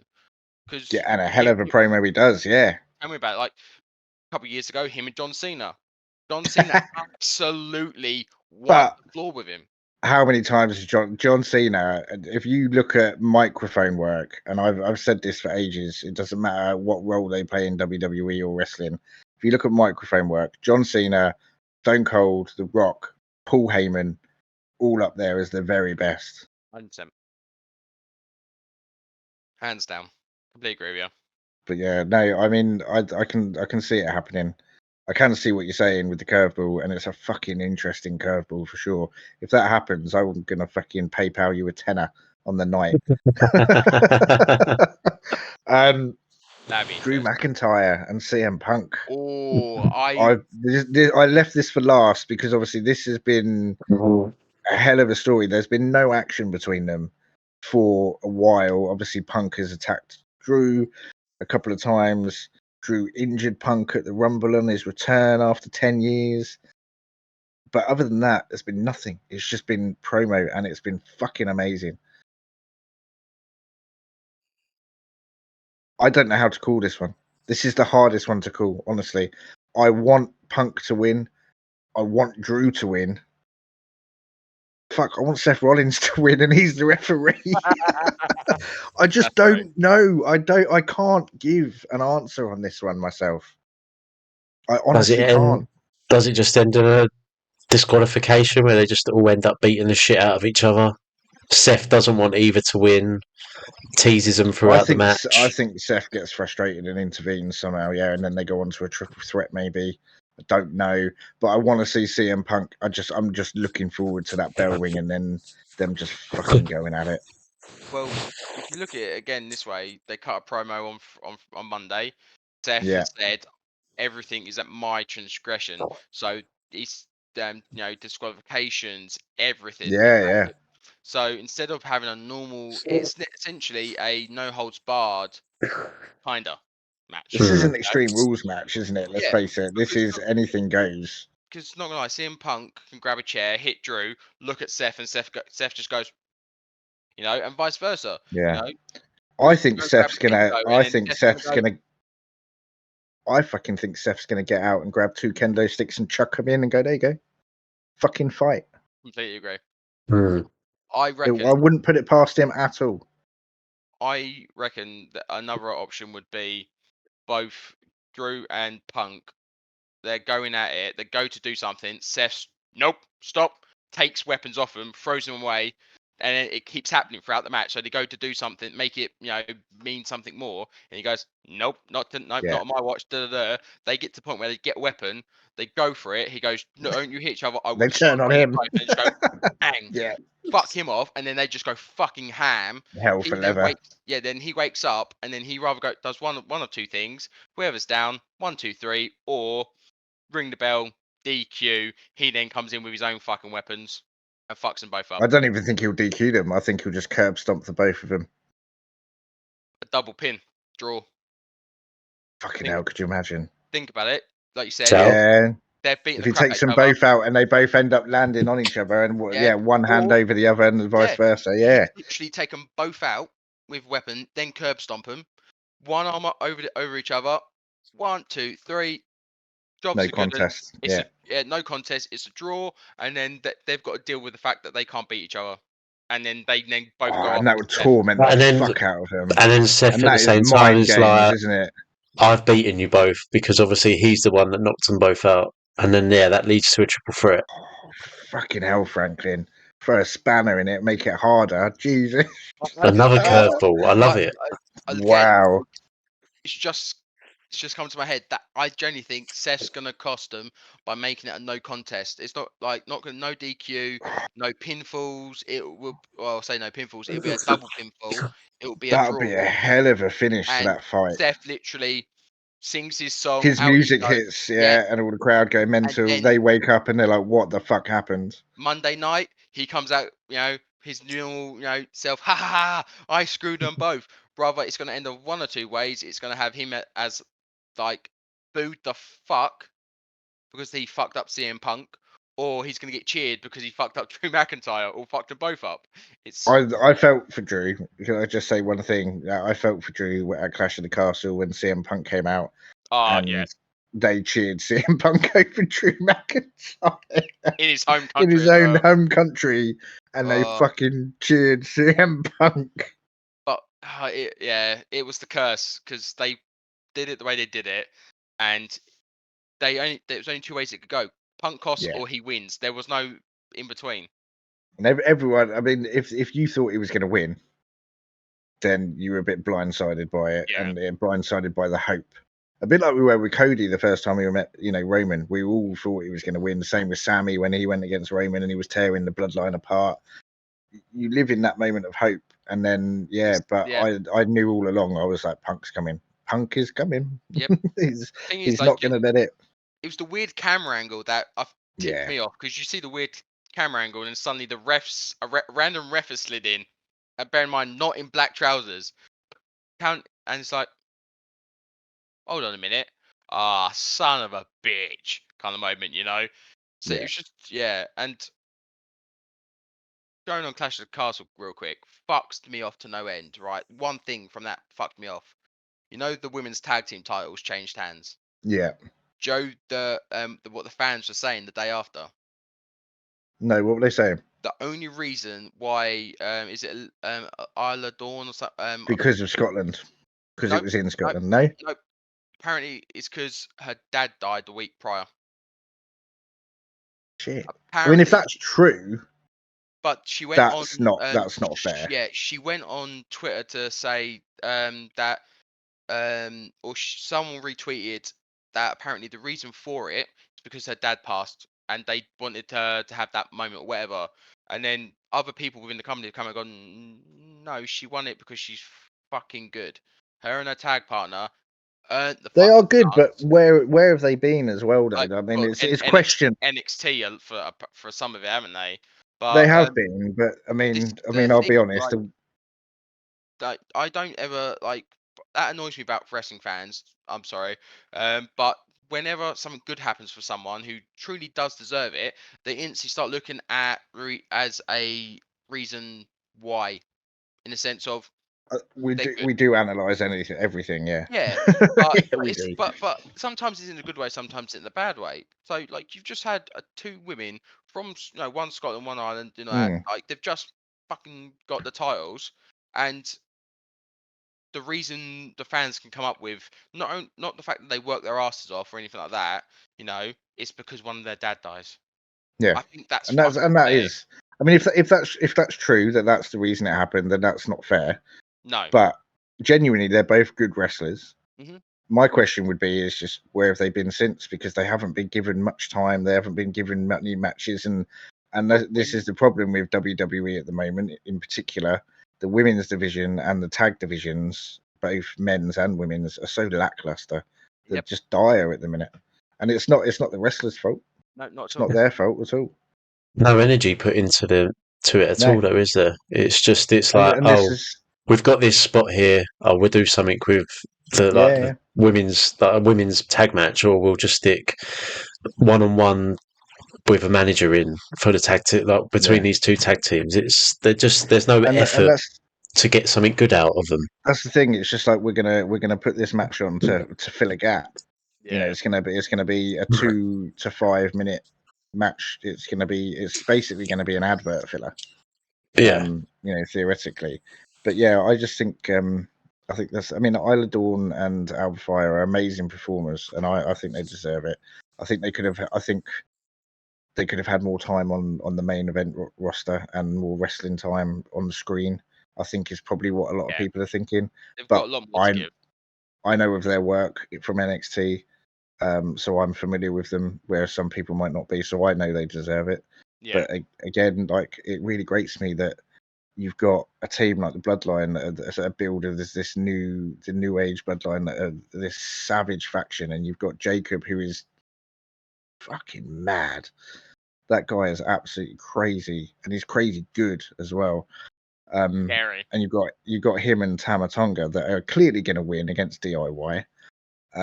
Why is that not on a PLE?